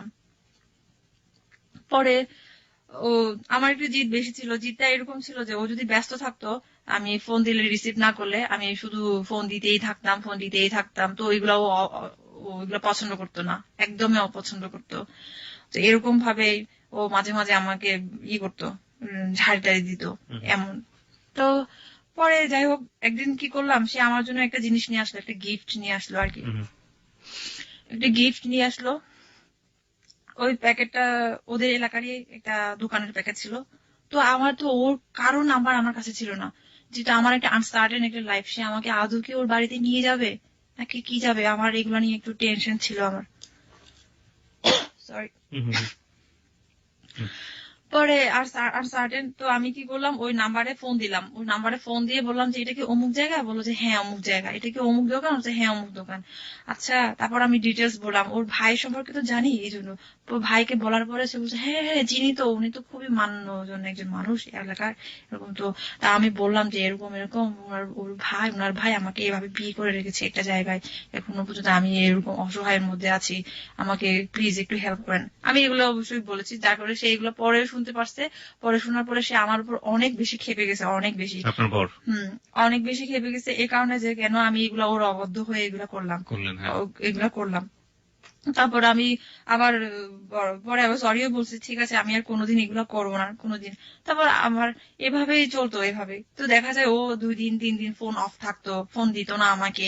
এরকম ভাবে আমার আরো বেশি টেনশন হতো, আরো বেশি। এখন এর মধ্যে আমি ওই ওর একটা ফ্রেন্ডের নাম্বার আমার কাছে ছিল আর কি। হ্যাঁ, ওর ফ্রেন্ডের সাথে আমি যোগাযোগ করলাম। তো ওর ফ্রেন্ডটা আমাকে বললো আর কি, যে অনেক কিছুই বললো ওর সম্পর্কে, আমি এগুলা এখন একটু বলতে চাচ্ছি না। বললো, তারপর এগুলো শোনার পরে আমার তো আরো বেশি একদম বেশি টেনশন হয়ে গেল। তা আমি বললাম যে দেখো, তুমি কি আমাকে তোমাদের ফ্যামিলিতে কখনোই স্টাবলিশ করতে পারবে না? সে বলতেছে তুমি একটু ওয়েট করো না, তুমি দেখো না কি হয়, দেখো। আমি বলছি আমি আর কত দেখবো, আমি তো দেখতেছি, দেখতে দেখতে তো এতদিন চলে গেল, আজকে প্রায় তখন যদি 1 বছর হয়ে গেল আর কি। হ্যাঁ, 1 বছর হয়ে গেছে। তারপর এরকম ভাবেই ভালোই যাচ্ছিল, আবার দিনকাল সবকিছু ভালো যাচ্ছিল। তারপর ও যা বলতো আমি তাই শুনতাম। ইভেন আমার অনেক ভালো ভালো জায়গায় চাকরিও হয়েছিল, কিন্তু ও চাকরি করাটা পছন্দ করতো না, যার কারণে আমি চাকরি গুলা ছেড়ে দিয়ে আসছি, চাকরি করি নাই। এরকম ভাবে মানে টোটালি ক্যারিয়ারে আমি কোনো কিছু করতে পারি নাই আমার নিয়ে, কিচ্ছু নাই। যেহেতু আমার আবার মেন সার্টিফিকেট নেই আমার কাছে, আসার সময় আমি এগুলো কিছুই নিয়ে আসতে পারিনি। আমার অরিজিনাল সার্টিফিকেট সব ক্রোক করে রাখছে আমার বাবা মা, কিছুই নিয়ে আসতে পারিনি আমি। এরকম শুধুমাত্র ফটোকপি নিয়ে আসছিলাম, ফটোকপি ছিল আমার কাছে ওগুলা নিয়ে, কিন্তু মেন সার্টিফিকেট আমি নিয়ে আসতে পারি না। যার কারণে ওটা আমার একটা উইক পয়েন্ট। আমি ভালো জায়গাতে আমি ট্রাই করতে পারছি না, ইচ্ছা থাকা সত্ত্বেও, আমার যোগ্যতা থাকা সত্ত্বেও। আবার এদিকে বাসা থেকে বের হতে পারছি না, যদি কেউ না কেউ দেখে ফেলে আমাকে ধরে নিয়ে যাবে, আবার তখনও ওটা ছিল এখনো তো আপনাকে এক ধরনের হিডেন ওয়ার্ল্ডই থাকে। এরকম। এখনো তো অবশ্য আছে, এখনো কিছু কিছু জায়গা আছে রেস্ট্রিক্টেড জায়গা, আমি ওগুলোতে এখনো যেতে পারি না আর কি। তো ওরকম ভাবে চলতেছিল ভালোই। এপ্রিলের 14 তারিখে আমরা ইয়েতে গেলাম 2011-তে, ফ্যান্টাসিতে আমাকে নিয়ে গেল ও, তখন প্রথমবারের মতো আমাকে সে ঘুরতে নিয়ে গেল এরকম ভাবে। এভাবে ভালোবাসা ভালো লাগা সবকিছুই ঝগড়া এটা সেটা হতো এর মধ্যে, অনেক কিছুই। তারপর আবার আমার বাসা চেঞ্জ করলাম, বাসা চেঞ্জ করে আরেকটা বাসায় গেলাম। এখন যে বাসা আছে আপাতত এখানে 1 বছর হয়ে গেছে। গত বছর জুনে আমরা উঠেছি আর কি, এবছরই 1 বছর হয়ে গেল। মাসির কথা না বললেই না, উনি এখন আমার মায়ের মতো, এখন উনি আমাকে নিজের মেয়ের মতো করে দেখে আর কি। উনি জানেন সব স্টোরি? হ্যাঁ, উনি সবই জানেন, উনি সবই জানেন। উনি কি আপনাদের কমিউনিটি নাকি আলাদা? উনি আমার হাজবেন্ডের কমিউনিটি আর কি। ওকে। তো যাই হোক, উনি সবকিছুই জানে, উনি আমাকে নিজের মেয়ের মতো করে আশ্রয় দিল, একদমই নিজের মেয়ের মতো করে। যেহেতু আমার হাজবেন্ড সবসময় আসতে পারে না, আমাকে সবকিছুই দেখাশোনা দেখভাল যেটা বলে সবকিছুই করে উনি, সবকিছুই। তো ফাইনালি যেটা হলো, আমার হাজবেন্ড আস্তে আস্তে আমার কাছ থেকে একটু ডিটাচ হচ্ছে। আমি বুঝতেছি ব্যাপারটা কেন হচ্ছে, এটাও আমি তখন আমি বুঝতে পারি না, অ্যানালাইজ করতে পারি না। তবে এখন আমি বুঝতে পারি আমারও কিছু লেকিংস ছিল কিংবা আছে এখনো পর্যন্ত, যার কারণে সে আমার কাছ থেকে আজ অনেক দূরে। ল্যাকিংস বলতে আপনি কি ধরনের ল্যাকিংস বলছেন? আপনার ল্যাকিংস যেহেতু আপনি বোঝেন সেই জন্যই আপনাকে জিজ্ঞেস করা। আমার লেগিংস বলতে কি, ওই যে বললাম আমি একটু একরোখা টাইপের, জেদ টাইপের। আমার যেটা একবার জেদ চাপ করে সেটা আমার করতেই হবে, করতেই হবে। এমনও গেছে যে ও আসতে পারবে না, আসতে পারবে না। তো আমার হচ্ছে কি, আমি একটু বেশি ইমোশনাল, যেমন আমি ওকে অনেকটুকু ভালোবাসি, তো ওর প্রতি আমার রাগও একটু বেশি। এমন হয়েছে যে ও যদি বলে যে আমি অমুক দিন আসবো, অমুক দিন আসবো, কিন্তু ও যদি আসতে না পারে তখন আমার এত কষ্ট হয়, আমি মনে হয় আমি দুনিয়াতে থাকবো না। আর ওর জন্য আমি এত রান্না করতাম, মানে ও যা যা পছন্দ করে সবকিছু রান্না করতাম, রান্না করে ওর জন্য সারা রাত জেগে বসে থাকতাম যে আসবে ও। ও বেসিক্যালি তো রাতেই আসে, কারণ আসতে আসতে অনেক দেরি হয়ে যায়, দূরে থাকে যেহেতু। তো ওর জন্য অনেক পছন্দের পছন্দের জিনিসপত্র রান্না করে রাখতাম। তো এইগুলা নিয়ে ওর সাথে মানে রাগ হতো, কেন তুমি আসবে না, তুমি কেন আসবে না, তোমাকে আসতেই হবে, এইভাবে আসতেই হবে, তুমি আমাকে বোঝো না, এগুলা বলে বলে। ও এগুলা একটু পছন্দ করে না, মানে আমি যে জোর করবো সে পছন্দ করে না, মানে সে জোর জিনিসটা মোটেই পছন্দ করে না। সে চায় হচ্ছে আমি কুল থাকবো, সে যা বলবে আমি তাই শুনবো, এটাই হচ্ছে কথা তার। তো আমি তো এতদিনই ওটাই করছিলাম, কিন্তু এখন বাধ্য হচ্ছি জোর করতে। তো যাই হোক, প্রথম দিকে আবার এর মধ্যে আবার গেল ও কোথাও, সিলেটে গেছে, ও সিলেট গেছে কিন্তু আমাকে কোনো কিছু বলে যায়নি।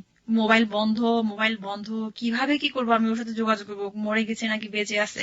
আমাকে একটা ইনফরমেশন একটু দেবেন যে ওর ফ্যামিলি কি এখন জানে যে আপনাকে সে বিয়ে করেছে, বা ওর ফ্যামিলির অবস্থাটা কি আপনি কিছু জানেন? ওর ফ্যামিলি এখন জানে, এখন জানে, কয়েকদিনই জানে। কয়েকদিন মানে কতদিন আপনার ধারণা মতে? 4-5 days ago। মাত্র 4-5 দিন আগে জেনেছে যে সে একটা ভিন্ন কমিউনিটির একটা মেয়েকে বিয়ে করেছে এবং সে মেয়েটা তাদের রিলিজিয়ন নিয়েছে। ওকে, তো আপনি কি জানেন যে 4-5 দিন জানার পরে ওকে মানে মেনে নিয়েছে, বা ওদের প্রতিক্রিয়াটা আসলে কি? অ্যাকচুয়ালি ওর সাথে আমার তো ডিটাচ হয়ে গেছে, যার কারণে সে তো আমাকে এত কিছু বলে না আর এখন। ডিটাচড মানে আপনি কি ধরনের ডিটাচ? ডিটাচ বলতে কি, মেন্টালি ডিটাচ বলেন। তারপর ও আসে না, প্রায় আজকে 4 মাস হয়ে গেল আমার কাছে। 4 মাস যাবত আসেন আপনার কাছে? হ্যাঁ। কোথায় থাকে আপনি জানেন? কোথায় থাকে সেটাও জানি না, ঢাকায় থাকে এটা জানি, কিন্তু কোথায় থাকে আমাকে কোনো কিছুই বলে না। ফোনেও কথা বলে না, মানে খুব কম কথা বলে, খুব কম। অনেক ব্যস্ত থাকে, অনেক ব্যস্ত থাকে, শুধু ব্যস্ততা দেখায়। তো এই তো এখন ওর ফ্যামিলি জানার পরও জানি না ওর ফ্যামিলির মধ্যে কি ধরনের প্রতিক্রিয়া হচ্ছে এখনো, কারণ সে তো আমাকে সবকিছু শেয়ার করে না, সবকিছু তো বলেও না। আমি যদি জিজ্ঞেস করি তখন বলে যে এগুলো তো শুনে লাভ কি, তোমার শুনে লাভ কি, এগুলা যা ক্ষতি করার ক্ষতি করেছো তুমি, আর কি ক্ষতি করবা, এটা বলে। কিন্তু আমি একটা জিনিস বুঝাতে পারলাম না যে আমি যা করেছি সব ওকে পাওয়ার জন্যই করেছি, ভালোবাসার, আর কিছুই না। ওকে, আপনার স্টোরিটার আমরা আসলে যে জায়গাটায় দাঁড়াই আছি, আমার মানে মনে প্রাণে বিশ্বাস যে আপনার হাজবেন্ড আজকে আপনার গল্পটা শুনেছে এবং সম্পূর্ণটুকুই শুনেছে। আমাদের বিশ্বাস এটা যে উনি শুনেছেন, এবং আমরা এটাও বিশ্বাস করি যে যেহেতু আপনি তাকে অনেক অনেক বেশি ভালোবাসেন এবং সেও আপনাকে অনেক অনেক বেশি ভালোবাসে, সুতরাং আমাদের বিশ্বাস যে সে আমাদের সাথে আজকে এই পর্যায়ে একটা সংবাদ রয়েছে, আমরা জানি এবিসি সংবাদ, এবং সংবাদের পর আমরা চেষ্টা করব, আমাদের বিশ্বাস যে সে আমাদের সাথে যোগ দেবে ফোনে। 920-তে আপনাদেরকে আরো একবার স্বাগতম। আমরা অনুষ্ঠানের শুরুতে বলেছিলাম যে আমরা আসলে অনুষ্ঠান শুরু করব, কিন্তু আসলে শেষটা কখন করবো বুঝতে পারছি না। অনুষ্ঠানের আসলে যখন শুরু করি তখন হাতে অনেক অনেক অনেক ফোন কল ছিল, কিন্তু আজকে যে বন্ধুটি আমাদের হট সিটে এসেছেন, যে বন্ধুটি আমাদের সামনে বসেছেন স্টুডিওতে, এবং তিনি তার জীবন নিয়ে যে কথাগুলো বলেছেন সেগুলো বলার পরে আমরা আসলে সময়টা কোন দিক দিয়ে পার করে ফেলেছি আমরা ঠিক জানি না। রিনি, আপনার জন্য একটা ঠিক খারাপ খবর জানি না ভালো খবর বলবো, সেটা হচ্ছে যে আপনার বরের সাথে তো স্টুডিওতে আসার আগেও আপনার কথা হয়েছে, এবং একটু আগেও আমরা কথা বললাম, কিন্তু সে এখন আমরা ফোনটা বন্ধ পাচ্ছি। আপনার কিছু বলার আছে? উই বিলিভ, আমরা বিশ্বাস করি যে আপনি বললে সে নিশ্চয়ই রেডিওতে কিছু শুনছে। হ্যাঁ, আমার একটাই কথা বলার আছে, সেটা হচ্ছে আমি ওকে অনেক ভালোবাসি, অনেক ভালোবাসি। সবকিছু ছেড়ে তোমার জন্য চলে আসছি। আমার তো সবকিছুই করা শেষ, সবকিছুই করলাম, এখন একটাই বাকি আছে, মৃত্যু। এই মৃত্যুটাই যদি তোমাকে পাই তাহলে এটাই বরণ করবো আমি, কারণ এই পৃথিবীতে তুমি ছাড়া আমার আর কেউ নেই, কেউ নেই। তোমার জন্যই সবকিছুই করেছি, জাত কুল ধর্ম সব, ইভেন আমার বাবা মার জন্য এখনো খারাপ লাগে না যতটা তোমার জন্য খারাপ লাগে। তুমি আজকে 4 মাস হলো আমাকে রেখে চলে গেছো, জানি না কোথায় আছো, কি অবস্থায় আছো, কোনো কিছু বলো না। আমার জানি আমার অনেক অপরাধ আছে, অনেক অনেক অপরাধ, অনেক অনেক কিছুই।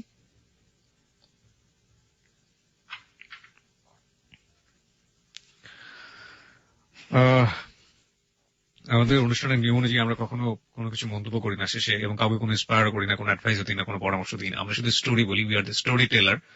আমরা গল্প বলি, এবং গল্পের অনুভূতির জায়গা থেকে আপনি যা নিলেন সেটা একান্তই আপনার। আর এই অনুষ্ঠানটার নাম হ্যালো 920। রিনির উদ্দেশ্যে আমাদের শুধু একটা কথাই বলার আছে যে কি বলবো আমি ঠিক জানি না, মানে কিছুই বলার নেই। সে তার হাজবেন্ডের উদ্দেশ্যে যা বলেছে সেগুলো আমাদের বিশ্বাস সে শুনেছে। তার হাজবেন্ডের সাথে আমরা অনেক চেষ্টা করেছি কথা বলার জন্য, এবং ফোন করেছি অনেকবার, কিন্তু আমরা ফোনটি একটু আগে খোলা পেয়েছিলাম, কিন্তু এখন বন্ধ পাচ্ছি। যাই হোক, রিনির স্টোরিটা এখানেই শেষ, বাকিটুকু আপনার হাতে থাকলো, এবং আমরা হ্যালো 920টা শেষ করতে চাই আরেকটু সময় নিয়ে। বেশ কিছু কল যেগুলো আমরা ফোন পেয়েছি সেগুলো বাজিয়ে শেষ করতে চাই। রিনি, আপনি অনেক ভালো থাকবেন। আপনার জন্য হ্যালো 920 যারা শ্রোতা, আমি জানি অনেক কল আসবে আপনার জন্য, তাদের সবার পক্ষ থেকে আপনার জন্য অনেক অনেক দোয়া। আপনাদের সবার আমার জন্য দোয়া করবেন, যে উদ্দেশ্যে নিয়ে আমি ঢাকা শহরে আসছি সেটা যেন হয়।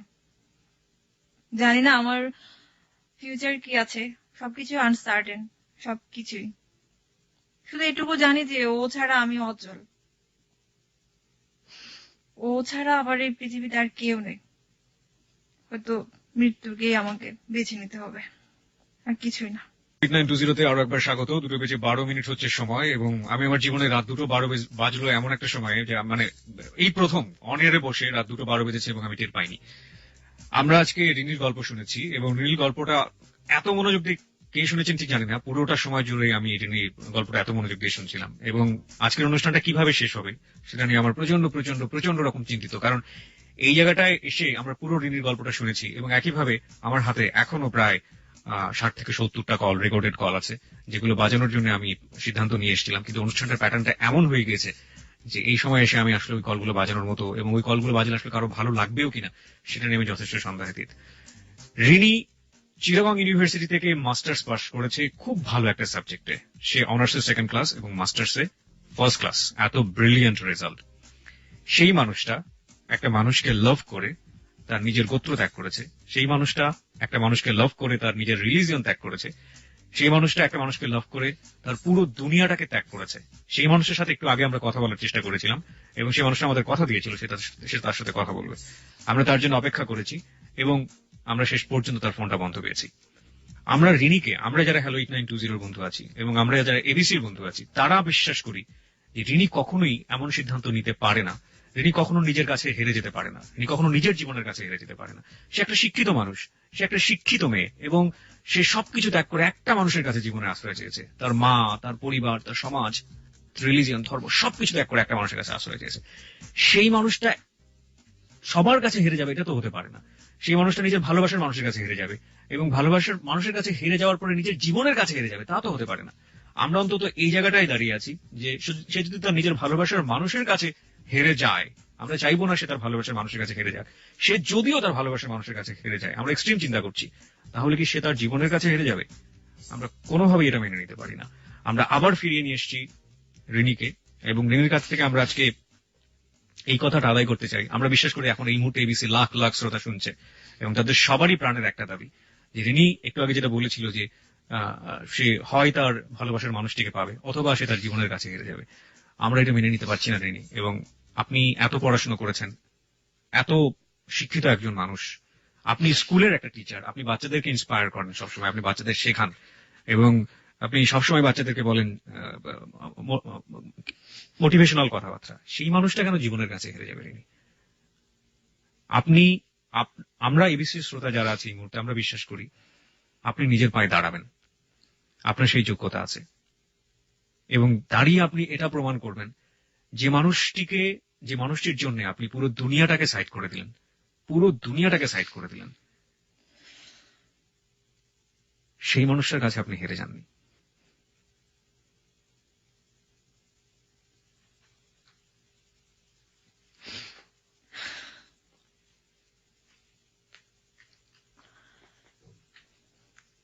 জানি না ভাইয়া, কি বলবো, আমার বলার মতো কোনো ভাষা নেই।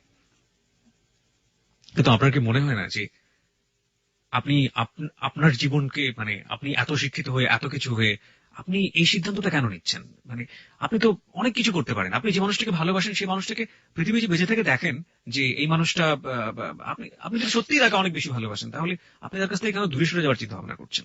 আমার জীবনের কোনো মূল্য নেই ভাইয়া। কে বলেছে আপনার জীবনের মূল্য নেই? আমি অনেক দুঃখী একটা মানুষ। আহ, আমি জানি আমি আমার ফ্যামিলিতে কোনো দিনও আর ব্যাক করতে পারবো না।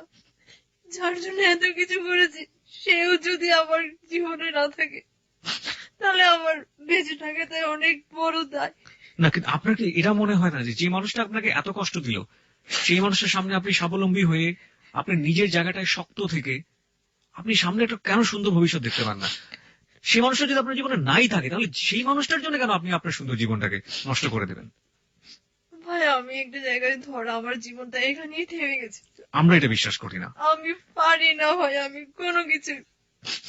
আমরা এটা বিশ্বাস করি না এবং আমরা এটা মনে করি যে আপনি যদি সত্যি সত্যি বিশ্বাস করেন, আপনি আপনার মাথার মধ্যে কি এটা কাজ করে না যে আপনি যে মানুষটাকে এত ভালোবাসেন সেই মানুষটা আপনাকে কোনো মূল্য দিচ্ছে না এবং তার জন্য আপনি আপনার জীবনটাকে এইভাবে দেখবেন? আমি জানি না ভাইয়া, আমি চাইবো আমার কাছে ফিরে আসুক। এবং আমরা চাই আপনি জীবনে আপনার নিজের পায়ে দাঁড়িয়ে শক্ত হাতে আপনার সময়টাকে ধরে আপনি তার জন্য অপেক্ষা করেন, সারাটা জীবন ধরে অপেক্ষা করেন। অপেক্ষার মধ্যেও তো এক ধরনের ভালো লাগা আছে। যদি যে মানুষটাকে ভালোবাসেন সে তার জন্য যদি অপেক্ষা করেন, সেটার মধ্যেও তো এক ধরনের ভালো লাগা আছে এবং জীবনটাকে শেষ করে দিয়ে নিশ্চয়ই আপনি সেই ভালো লাগাটাকে ধরতে পারবেন না। আর আপনি এত শিক্ষিত একজন মানুষ, আপনি এত ব্রিলিয়েন্ট রেজাল্ট, আপনার এত এত এত ভালো ভালো ফ্রেন্ডের সাথে আপনি মিশেছেন, আপনি কেন জীবনে এতটা ভাইয়া ঠুনকো চিন্তা কেন করবেন? এখানে আমি একটা কথা বলি, আমার কারোর সাথে যোগাযোগ নেই ভাইয়া। আমার ইউনিভার্সিটির ফ্রেন্ড বলেন, কারোর সাথে সবকিছু, আমি সবার সাথে আমি ডিটাচ। মোট কথা আমি এখন এইভাবে হিডেন আছি আমি। ওর কাছে আসার পর থেকে আমার কারোর সাথে আমার যোগাযোগ নেই। ইভেন আমি যে একটা কিছু করব সেটা পর্যন্ত আমার আর কোনো কিছুই মাথার মধ্যে আর ঢুকে না। এখন আমি যে স্কুলটাতে জব করি ওটাতেও আমার সমস্যা হচ্ছে, কারণ মেন্টালি আমি অনেক বেশি সিক হয়ে গেছি, অনেক কোনো কিছুতে কাজে মন বসাতে পারি না। বাসার মধ্যে সারাক্ষণ একা একা থাকি, যতক্ষণ থাকি ততক্ষণ ওইসব কথা মনে পড়ে, আগের দিনগুলোর কথা। কিভাবে আমি এইসব শাঁখা সিঁদুর আমি খুলবো আমি জানি না, ওর জন্যই তো সবকিছু।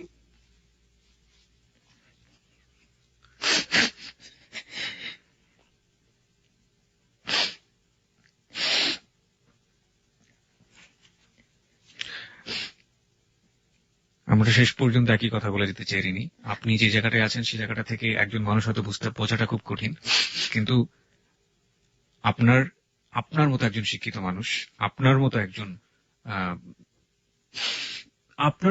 যে একজন শিক্ষিকা এবং যে একজন শিক্ষক, এবং একই সাথে যে এত বড় এডুকেশন নিয়েছে, এবং যে ছেলেটাকে সে এত বেশি লাভ করে, সেই ছেলেটা তার জীবনে এইভাবে লুকোচুরি খেলছে, সেই ছেলেটার জন্য সে জীবনটাকে নষ্ট করে দিবে, এটা একেবারেই অন্যায়, চরম অন্যায়।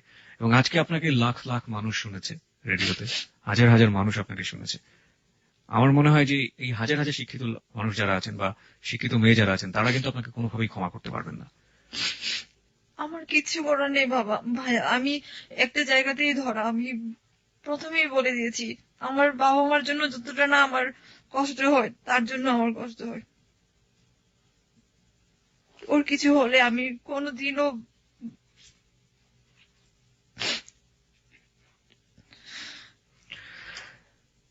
রিনি, সবসময় আপনার সাথে যোগাযোগ থাকবে, আপনি অনেক ভালো থাকবেন। আমরা অনুষ্ঠানটা এখানেই শেষ করব, এবং শেষ মুহূর্ত পর্যন্ত আপনাকে আমার মনে হয় লক্ষ লক্ষ হৃদয়, লক্ষ লক্ষ হার্ট একটা কথাই বলবে যে আপনি নিজের পায়ে দাঁড়ান, আপনি একজন স্বাবলম্বী মানুষ হন, আপনি একজন স্বনির্ভর মানুষ হন, এবং আপনার যে পেশায় আপনি আছেন সেখানে আপনি অনেক ভালো করেন, এবং আপনি আপনার নিজের জীবনের প্রতি কোনো অবিচার করেন না। এটা বলেই আমরা আজকে শেষ করতে চাই আজকের অনুষ্ঠান। এবং শেষ বেলাতে সবার জন্য বলতে চাই, হ্যালো 8920 হচ্ছে আপনার প্ল্যাটফর্ম। আপনি আপনার জীবনের কথা এখানে বলতে পারেন, আপনি আপনার ভালো লাগা মন্দ লাগার কথা এখানে বলতে পারেন, এবং সেটার জন্য এবিসি রেডিও FM 90.2 24 ঘন্টা একটা নাম্বার খোলা রেখেছে, 91156668। আবারও বলছি 91156668। এখানে 24 ঘন্টা আপনি ফোন করতে পারেন, ফোন করে আপনার নাম এবং সেল নাম্বার বলে আপনার কথা বলতে পারেন। এমন হতে পারে সামনের দিন কথা বন্ধু কিবরিয়া আপনার সাথে বসবে এবং আপনার জীবনের কথাগুলো শুনবে। শেষমেশ একটা কথা বলতে চাই, আমরা we are the story teller, আমরা গল্প বলি, সেই গল্প থেকে কি নিলেন কি শিখলেন সেটা একান্তই আপনার ব্যাপার। আজকে রিনিকে এই কথাটা বলে শেষ করে দিয়েছিলাম, তারপরেও ফিরে এসেছি এই কারণে যে বিবেক বলে যে কথাটা আছে, সেই বিবেকের কাছে কিন্তু আমরা অনেকখানি বন্দী, এবং আমাদের হাজারো লাখো বিবেক বলছে রিনি যেন কখনোই তার জীবনের প্রতি অবিচার না করে, রিনি যেন কখনোই তার জীবনের প্রতি অবিচার না করে। আপনারা অনেক ভালো থাকবেন এবং এবিসির সঙ্গেই থাকবেন।